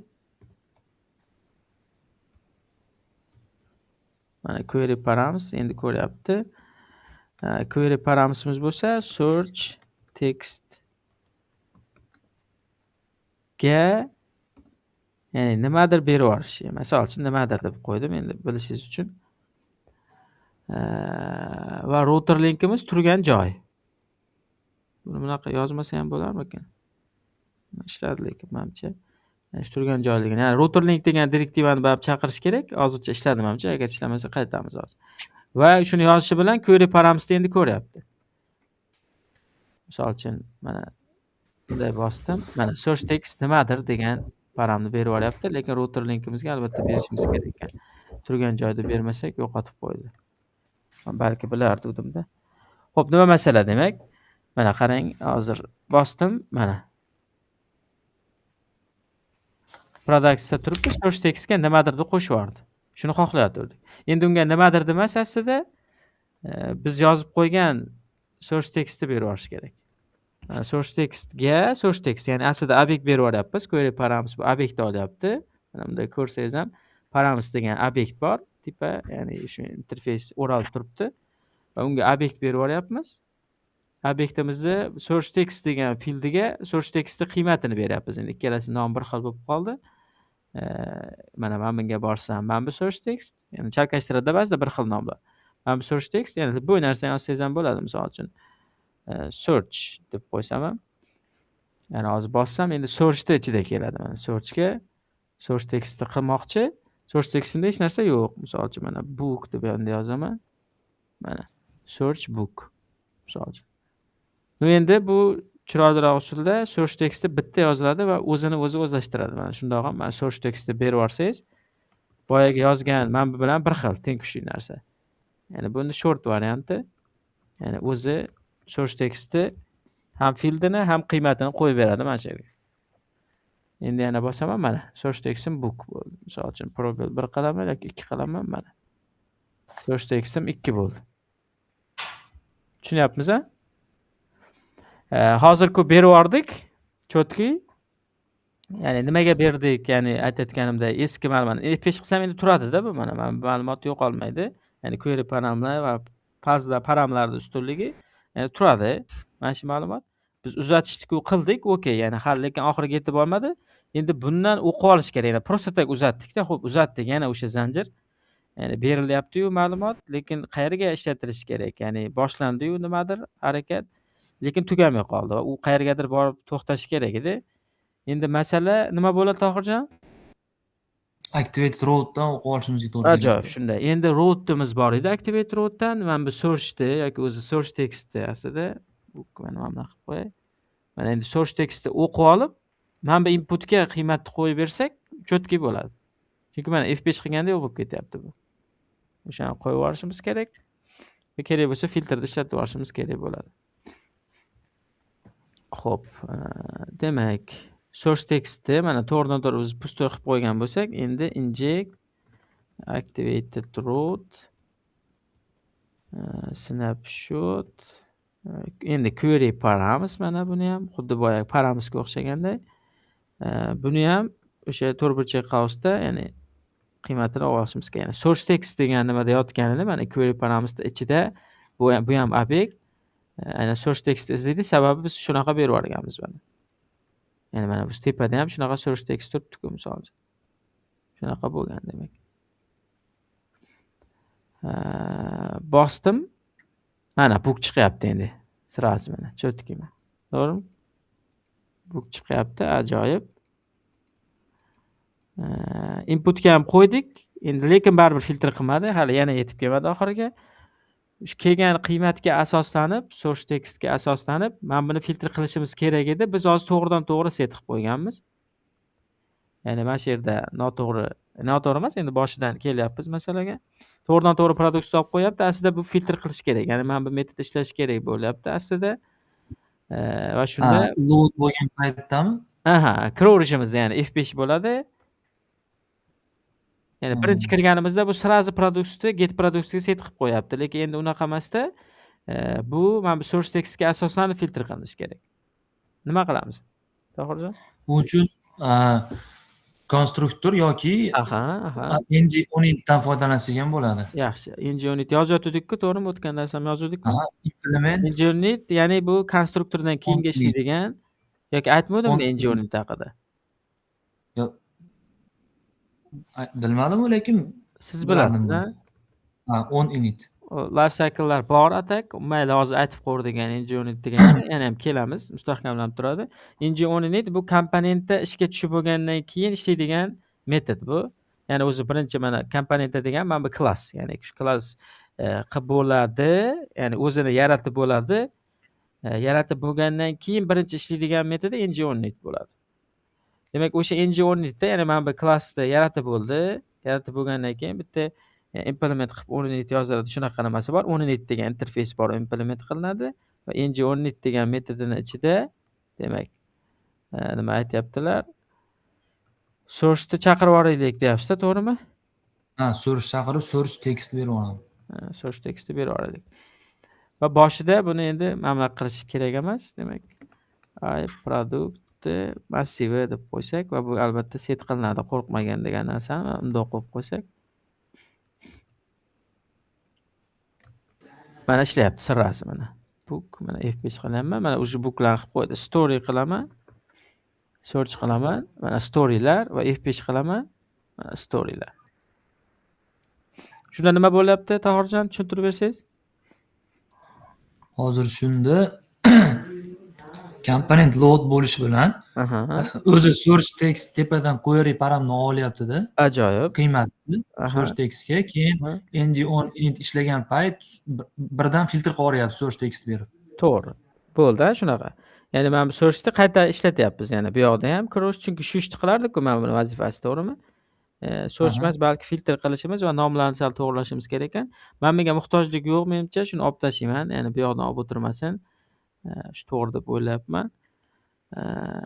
Va source textni bitta konstanta qilib turib boshqa bir source textga, ya'ni tepadan olganimizni boshqasiga oladi, chunki tegib qo'ymasligi uchun, bo'lmasa tegib qo'yadi, probellarni ham chopib yuboradi. Hozir to'g'ridan-to'g'ri set qilib yuborsam, filtr qilmoqchi bo'lgan narsamni shunaqa oldim. Даже buni balki bunga inline metod kerak emas, inline property kerak emas, joyida berib yuborishim ham to'g'ri deyishimiz ham mumkin ekan, lekin chiroyliroq bo'lsin desa, inline property mayli turaversin.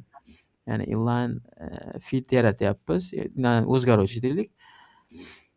Source text deb nom berdik, boshqa qildik va bu yoqdan ham shart emas berish. Chunki source textni bilamiz.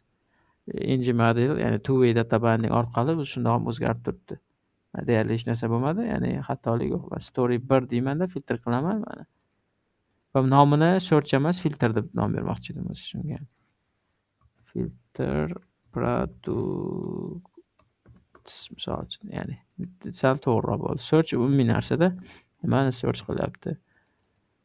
Okay, search filter products by search text desa bo'lardi balki, yana ham kengayib kelsa. Bo'ladi, demak ajoyib. Ya'ni query paramdan o'qiy oldik va unga set ham qila oldik. Set qilishni mana bu yoqdan turib qila oldik.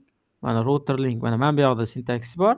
Demak, nimaga router link mana bu qator kerak? Turgan joyga navigatsiya qilish haqida aytiladi bu. Ya'ni boshqa joyga o'tib ketmasligi uchun ham. Va to'rtburchak qavs, pustoy to'rtburchak empty, ya'ni massivimiz shu vazifani bajaradi. Ya'ni turgan joyga aslida navigatsiya qilyapti. Ya'ni mana bu bilan bir xil, ya'niki misol uchun, ya'ni hozir siz shunaqa yozishingiz mumkin edi. Ya'ni aslida bilardingiz, ya'ni mavjud bilimingiz bilan ham aytsa bo'lardi buni. Produktga, ya'ni o'zi produktga turibsiz va produktga otish kerak va query paramni qo'shib yuborish kerak edi. Mana shu ikkita narsa. Misol uchun saqladim mana. Mana searchni yana bosyapman, o'zgarmayapti shuning uchun. Mana story qiling mana. Mana produktga degan pazga otyapti va manba query param orqali. Mana shuni endi doim bunaqa yozmangda demoqchiman. Anaqa empty massivimiz shu ishni qilib beradi baribir. Mana story book bo'ladi. Bo'ldi, demak query paramiz ham ketdi. Keyingi masala guard. Shu yerda savolim bor edi. Hozir bu bo'sh jo'natib turib input ichidan jo'natadigan bo'lsa, hamma ma'lumot kelyaptimi yo nima bo'lyapti hozir shunda? Nima bo'layotganimi? O'sha hozir bookni o'chirib yuborib turib search qiladigan bo'lsa, barcha ma'lumot kelib qolyaptimi demoqchiman. Xuddi shunday. Qanday bo'ladi shuni tushunmay qoldim. Nimaga bunday bo'layotganimi? Hamma ma'lumot qanday kelib qolyapti? Hozir searchda pusto text filtr bo'ladigan bo'lsa, qarang, pusto empty string, to'g'rimi? Empty string.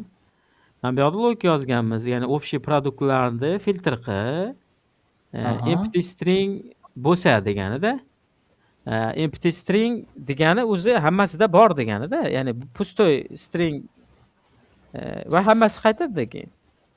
Ya'ni o'zi logika bo'yicha biron bir string ichida bo'lsa degan, ya'ni biz includes degan narsa, mana book deb yozyapmizda, search deb bosyapmiz-ku, butun produktlar ichidan, name'larning ichidan bookni izlaydi, to'g'rimi?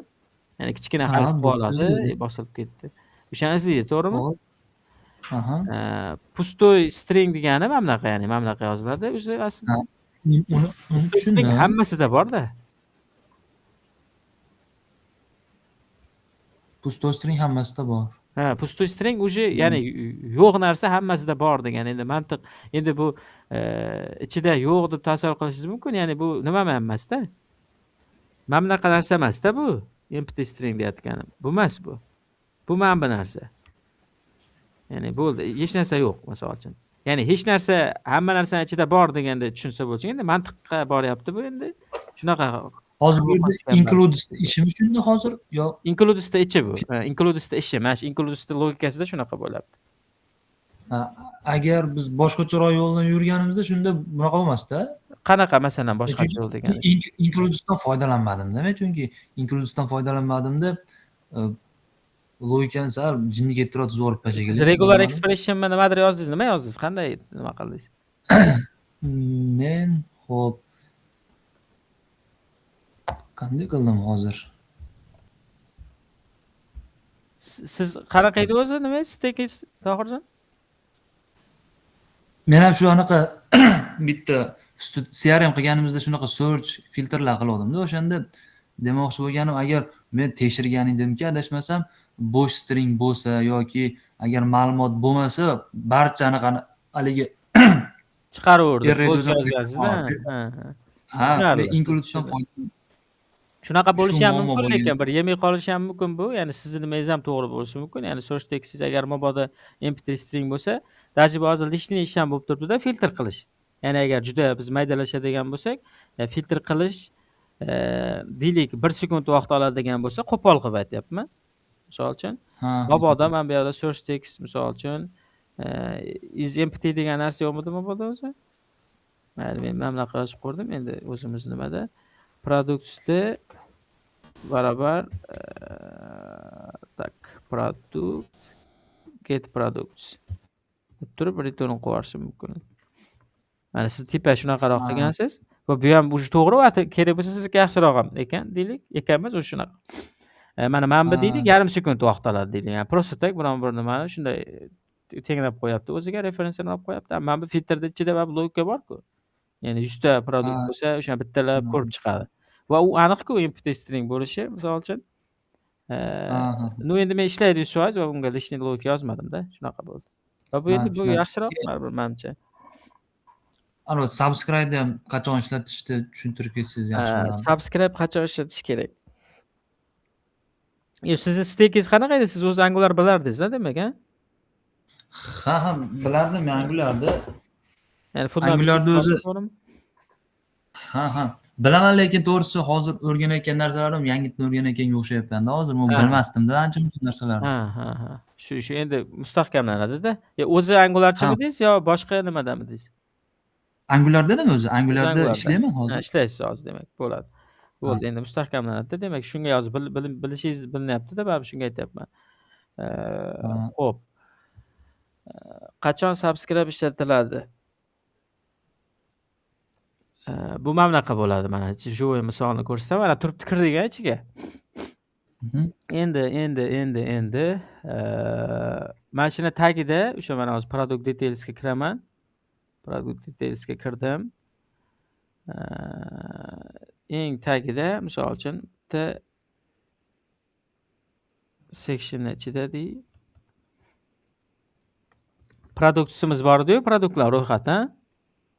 Shu produktimni chaqiraman-da, shu produktimni ichkarida ishlatib qo'yaman. Ya'ni products deyman. To'xta yozildi. Men bu yerga h2 deyman.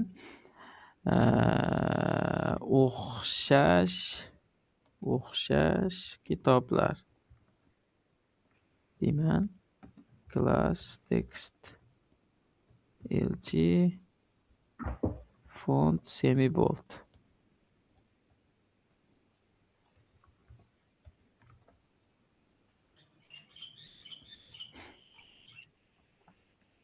Aha, so'rsisligi kerak ekan menga.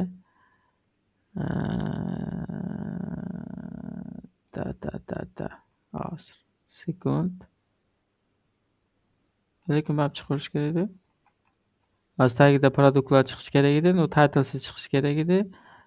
No mayli, men bunaqa qila qolay.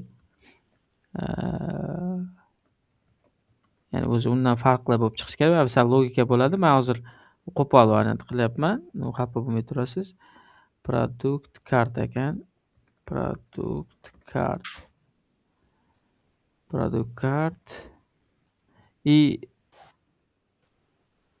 Undefined ham tekshirib olish kerak edi. O'zi ishlaydi. Ana titlesiz bo'lishi kerak edi. Mana bu joyda bitta logikamiz qolib ketibdi. Mayli, sal orqaga qaytaraman mana. Hech narsa bo'lmasa ham nima ishlamay qoldi. Nimaga bunaqa bo'ldi? Filtr qilmadi. Aslida men buni mana bunaqa qilish kerak edi. Voy. Ana nariyog'imdagi sinib qoldi. Mayli. Product sistemimizni product store ichidan hozir yasab qo'ylik. Undefined qayta kelgani uchun bo'ldi boya. Ha, undefined qayta etgan uchun to'g'ri. Yana produktimizni bunday qilsak bo'lar ekan. Product va keyin this product store, get products. Endi yana o'zleki naryoqdagi logikaga borib taqalyapti-da. Mayli, input orqali tepasini pastini chiqarmasa ham yaxshi edi. Mayli, yana qaytayda shu products bo'yicha ishlab turaveraylik. Chunki router linklarigacha borib turibdi-da. Mayli, bo'ldi mana. Baribir chiqmadi. Source textimiz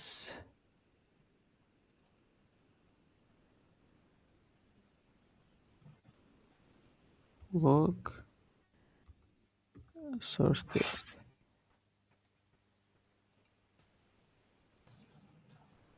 Açıp keda qolib ketibdi. Trim. Ana bunaqa.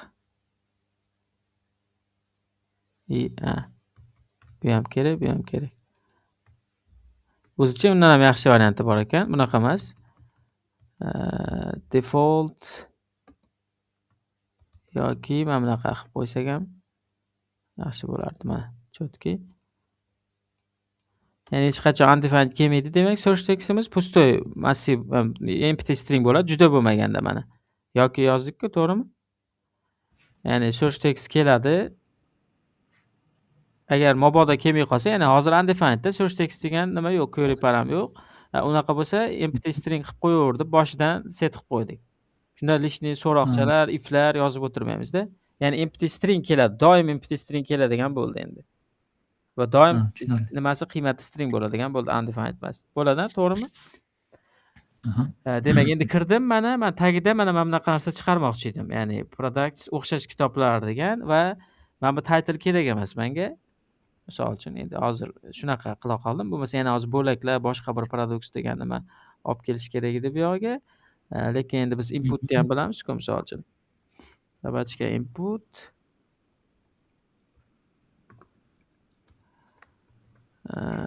show title degan narsa default true bo'lib tursin. Va show title ga qarab turib mana bu productsimiz chiziladi. Title. Yani sabachka if show products. Mana. Endi bu yoqdan turib, detailsdan turib, products chaqirgan joyimda show title da false qilsam, mana. Bo'ladi. Xo'p. Mana men bold bo'lsin va px2 bo'lsa to'g'ri ekan. Bir xilda turadi. Mana. Endi product detailsdamiz. Ya'ni o'xshash kitoblar, ya'ni kitoblar bitta kitob chiqadi va shunga doir yana o'xshash kitoblar chiqaradi. To'g'ri, ichidan bookbirni olib tashlash kerak. Endi filtr qilib, endi bu boshqacha o'zi API keladi. Men simulyatsiya qilyapman prosta. Endi men hozir mana book2ni bosaman-ku. Misol uchun. Book2ni bosaman deyotdim, bosyapman. Nimagadir umuman reaksiya bermadi. Error chiqmayaptimi? Error chiqyaptimi rostdan? Reaksiya bermadi. Navigatsiya qilish kerak edi. Ha. Turgan joydan ishlab qoldi u. Ya'ni bu yana bitta masala. Hali routerni to'g'irlash kerak ekanda, hali jo'natib turadigan. Routerni to'g'irlash kerak. Yana sal qo'shimcha narsalar paydo bo'lib qoldi-da, mayli. Shuning uchun boyagiday noldan yozsam ham bo'lar ekan, o'zi to'g'ri ham turgan ekan. Product clicked degan narsa emas, produktni ichida to'g'ridan-to'g'ri manba emas, demak, nulovoydan boshlash kerak. Mana bu ham bir masala. Ya'ni turgan joydan emas, ya'ni router linklarimiz turgan joydan navigatsiya qilmoqchi bo'ladi-da. Mana shuni tushuntirib ketay, siz bilasiz mayli. Ya'ni mana turibdi, products 1 da ichida turibdi va buni bossam, mana shu turgan joydan mana products 1 2 ni qidiryapti. Ya'ni turgan joyga ketiga 2 ni qo'shib qo'yapti. Ya'ni 2 bosildi, 1 bosildi. Ya'ni router linklar turgan joydan nimadirni qo'shadi. Biz unaqa emas, demak, o'zi общий productslarda ichidan products ichidan nima qilishimiz kerak mana. Endi ishlaydi mana. Mana product 2 bo'ldi mana. Ya'ni eng boshdan quryapti-da navigatsiyani.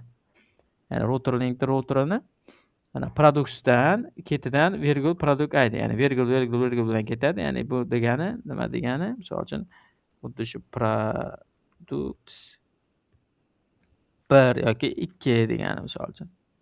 Ya'ni shu ishni qilib beradi mana bu joyimiz. Qulayroq endi. Massiv ko'rinishida va endi to'g'ri bo'ldi. Lekin endi masala bor. Mana book 1 da baribir alishmayapti. Men book 3 ni bosdim, book 4 ni bosdim-ku mana. Book bir bolalar storylarni bosyapman, alishmayapti. Endi subscribe kerak. Mana shu joyda subscribe joyi.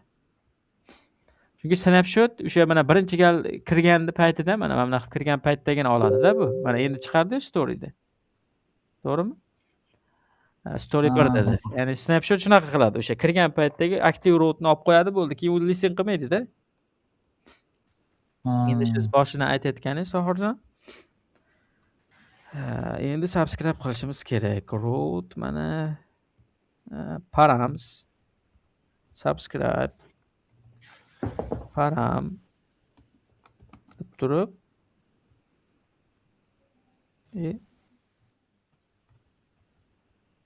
biz qilishimiz kerak.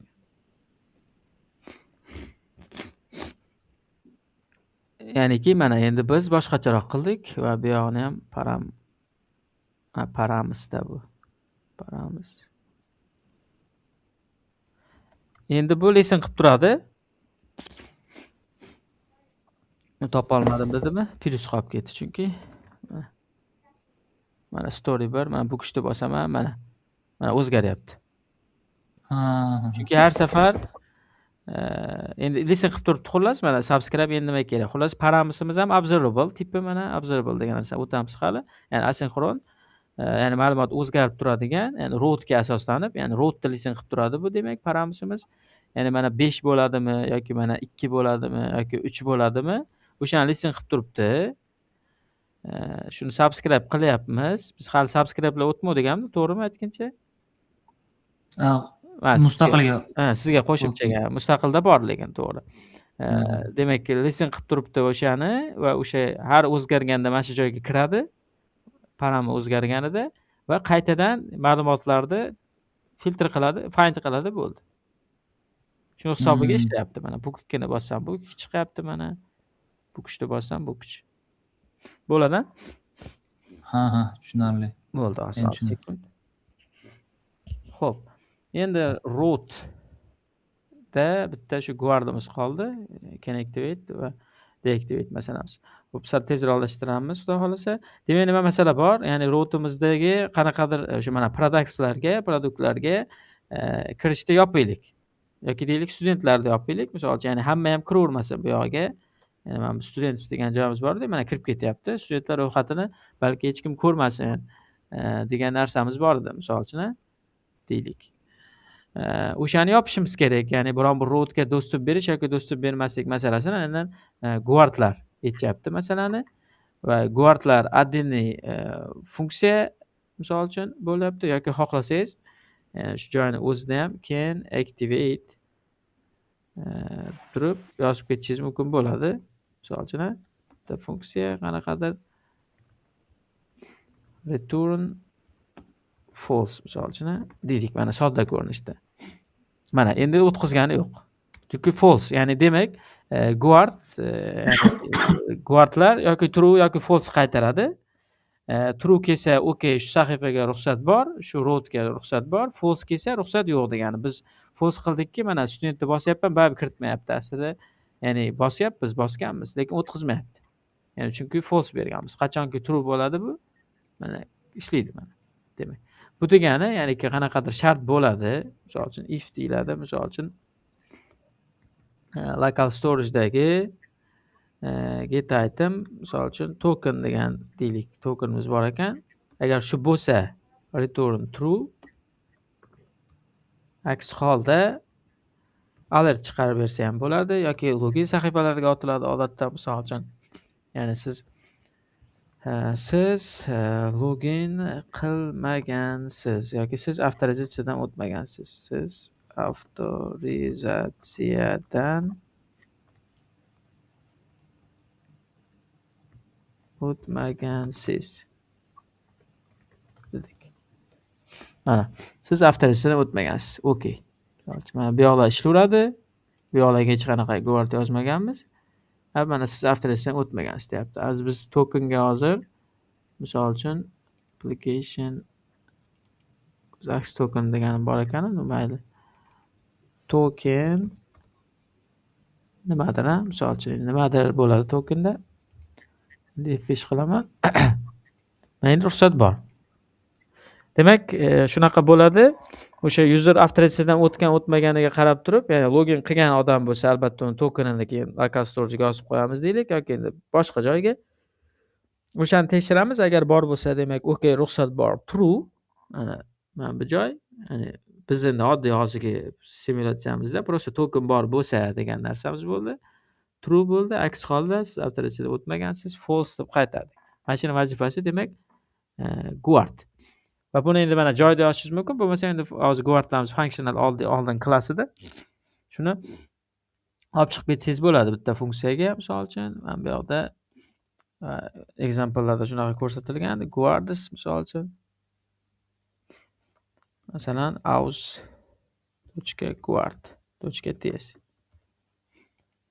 va anaqadir funksiya bu export const aus guard. Endi guard deb nom beriladi. Can activate degan nimasi bor-da. Barabar mana xuddi shu narsani olib kelsak bo'ladi.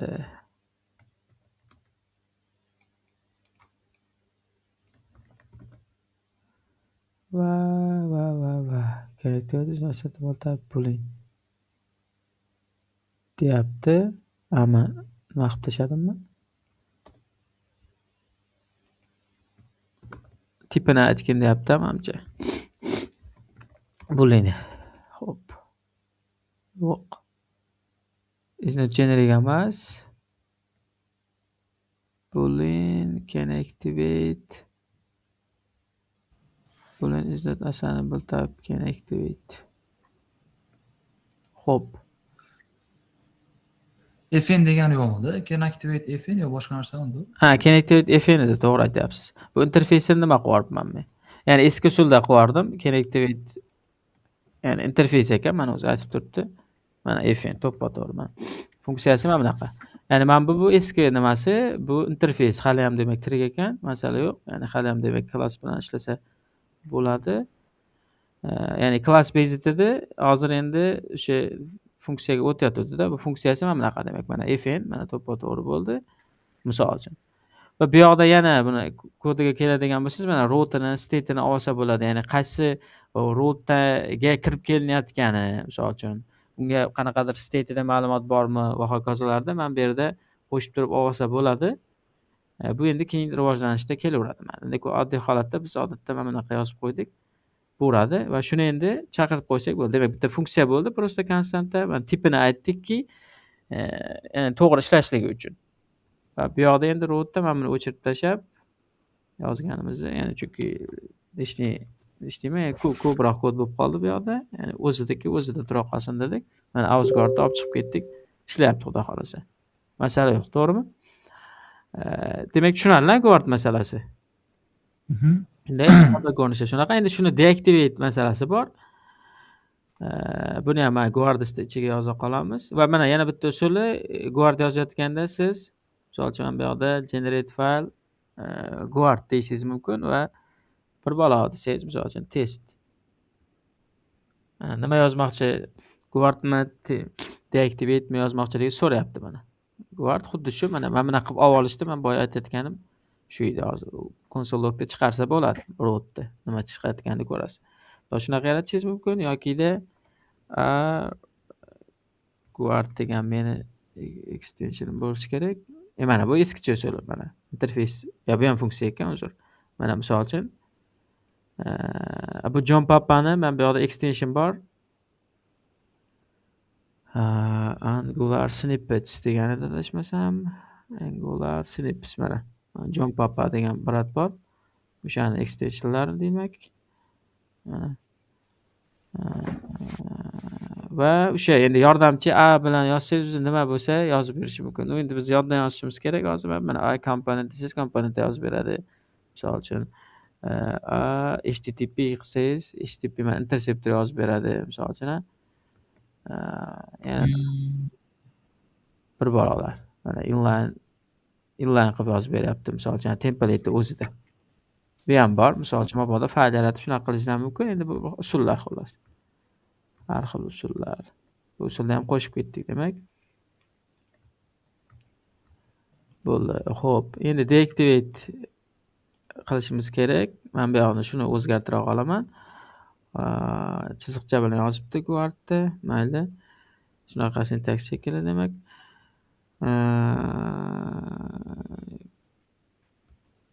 Nima desak bo'ladi?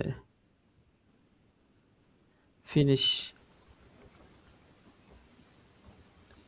it.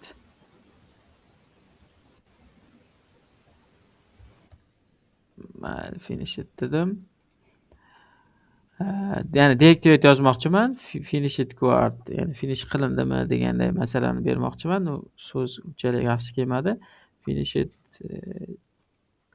deactivate guard deymiz. Finish it deactivate guard. Buni ham can deactivate fn degani bor. Misol uchun va bu tip so'rardi. Mana generic bu. Ya'ni nima masala? Biz keyin yana bitta interface qo'shishimiz kerak. Interface can nomini endi bo'yicha qilishingiz mumkin. Finish it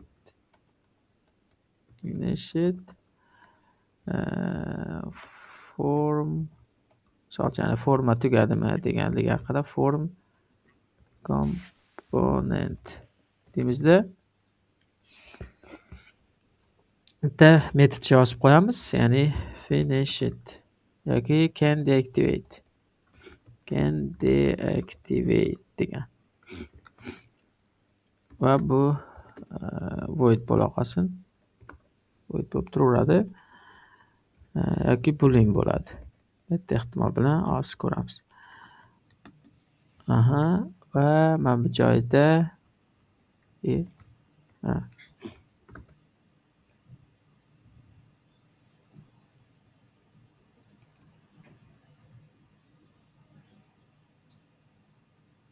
xo'sh, bitta o'zgaruvchiga olishim kerakmidi? Ya'ni ishlatishim kerak. Finish it to'g'ridan to'g'rimidi? Siz esingizdami, Tohirjon? Hozir u joy esim kelmayapti, lekin hozir. Siz yozdingizmi, yozmadingizmi? Yozdim.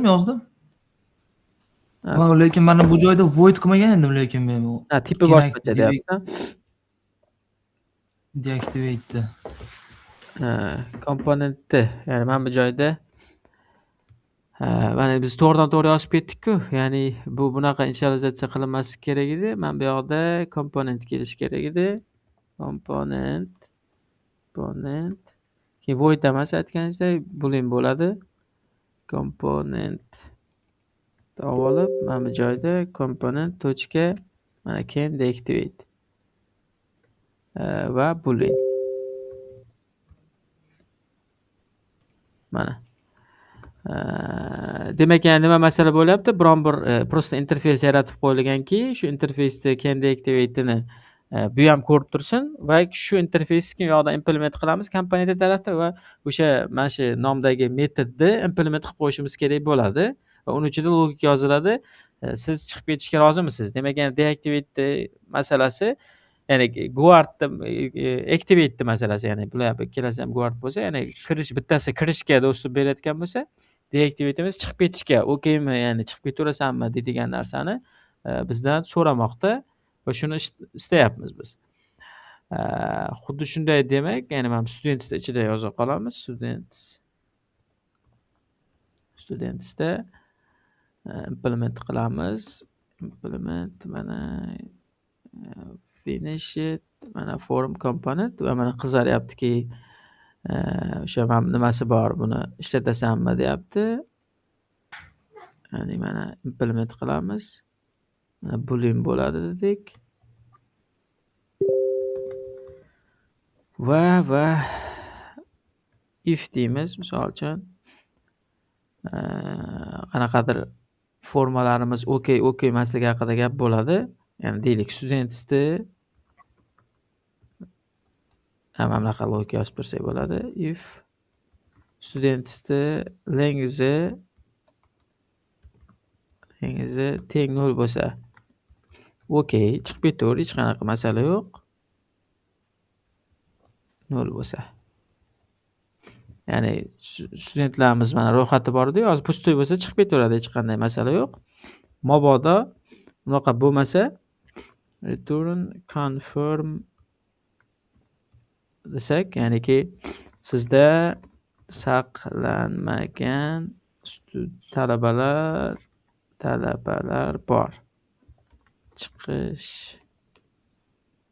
Chiqishga aminmisiz? Mana saqladim. Mana bu yoqda bosaman, mana masala yo'q. Chunki studentimiz pustoy, ya'ni hozir hech qanday reaksiya bo'lmayapti hozircha. Chunki shunaqa kod yozganmiz. Endi lekin bunaqa qilib plus qilamizda. Endi bossak, ishlamadimi? Ana guard qo'ymadi anaqaga. To'g'ri. Yana o'sha uzilish bo'ldi mana. To'g'ri, mana zo'r joydasiz.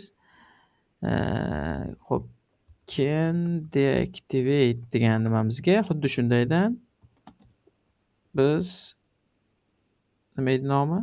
Finish it deactivate guard mana. Yana shunday bo'ldi, kod yozildi-yu, ulanmadi. Hech qayerga, yana o'rtada uzilish bor. Mana bu vabi ishlayverdi boyagiday. Endi qo'shamiz.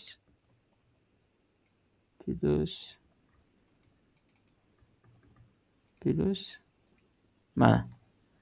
Ya'ni mana sizda saqlanmagan talabalar bor, chiqishga aminmisiz? Cancel qilsak bo'ldi, qoldi. Ya'ni nima masala, user nimadirlar to'ldirib yurtdi-da, saqlash esidan chiqib ketib qoldi. Bitta bosib yuborsa, boshqa robotni bosib yuboradigan bo'lsa, uzrasiz mana shunaqa deb ogohlantirib qo'yishimiz kerak-da. Bo'lmasa shuncha ishi bekor bo'lib endi o'tiradi keyin. Yo rozi bo'lsa, просто так qo'shgan, ya'niki yo hozir kerak emas hech narsa desa, ha desa, chiqib ketaveradi mana. Tushundingiz demak? Aha. Demak, buni joyi bor. Bo'ldi, qanaqa savollaringiz qoldimi? Menimcha bo'ldi.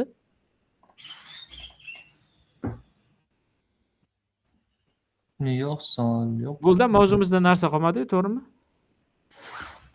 Ha, qolmadi menimcha. Buni endi so'rab o'tirmay o'zim yozyapman. So'ramabman sizlardan. Endi atak bildim-ku, hozir qayta nima so'rab o'tirmadim. Xo'sh, nima masala bo'ladi demak endi? Bugun 4-dars, to'g'rimi? Plan bo'yicha shunday. 4-dars. Ya'ni 5-darsga keldik. 4ta dars o'qiganmiz-da, to'g'rimi? Ya'ni bu 5-dars aslida. Demak, vazifa bo'ladi. Mustahkamlash kerak. Men ekstrani ichida ancha narsa nima qilib qo'yganman demagan. Shuning ichida topshiriqlar bor. Ya'ni qo'shimcha topshiriqlar degan joyda. Demak, masala vazifa nima bo'lyapti? O'sha paytgacha o'tirgan 4ta mavzuni takrorlash kerak. Ya'ni savol-javob tarafdan testdan yetish kerakdir. O'sha Google formasiga javob yoki har bir mavzuni ichiga kirib, oxiridagi savollar, test degan joylarga javob berish kerak. Demak, birinchi masala, eng birinchi ish. Ikkinchi ishimiz albatta muhimi, keyin barcha qilinmagan tasklarni uje qilib chiqish kerak bo'ladi. Mana shu joygacha, mana shu qismlar. Ya'ni men formadan tashqari, forma kelasi darsda nimasi? Demak, mana shu joygacha bo'lgan nimalarni qizig'ini bo'yin tanlab olish kerak-da. Men buni qilib ko'raman deb. Yoki orqadan kelsa ham nimadir, ya'ni mana murakkablik bor. Uje ya'ni sal murakkablashyapti-da, mana misol uchun ichida qayerga tushib ketdi. Hammasi ochilib ketdimi? Mayli. Mazgame deb bosadigan bo'lsa, mana matematika o'yin, misol uchun nima qilish kerakligi o'zi aytilgan. Ya'ni bu yoqda shu input ham, output ham, oddiy logikalar ham, hokazolar ham bor, misol uchun.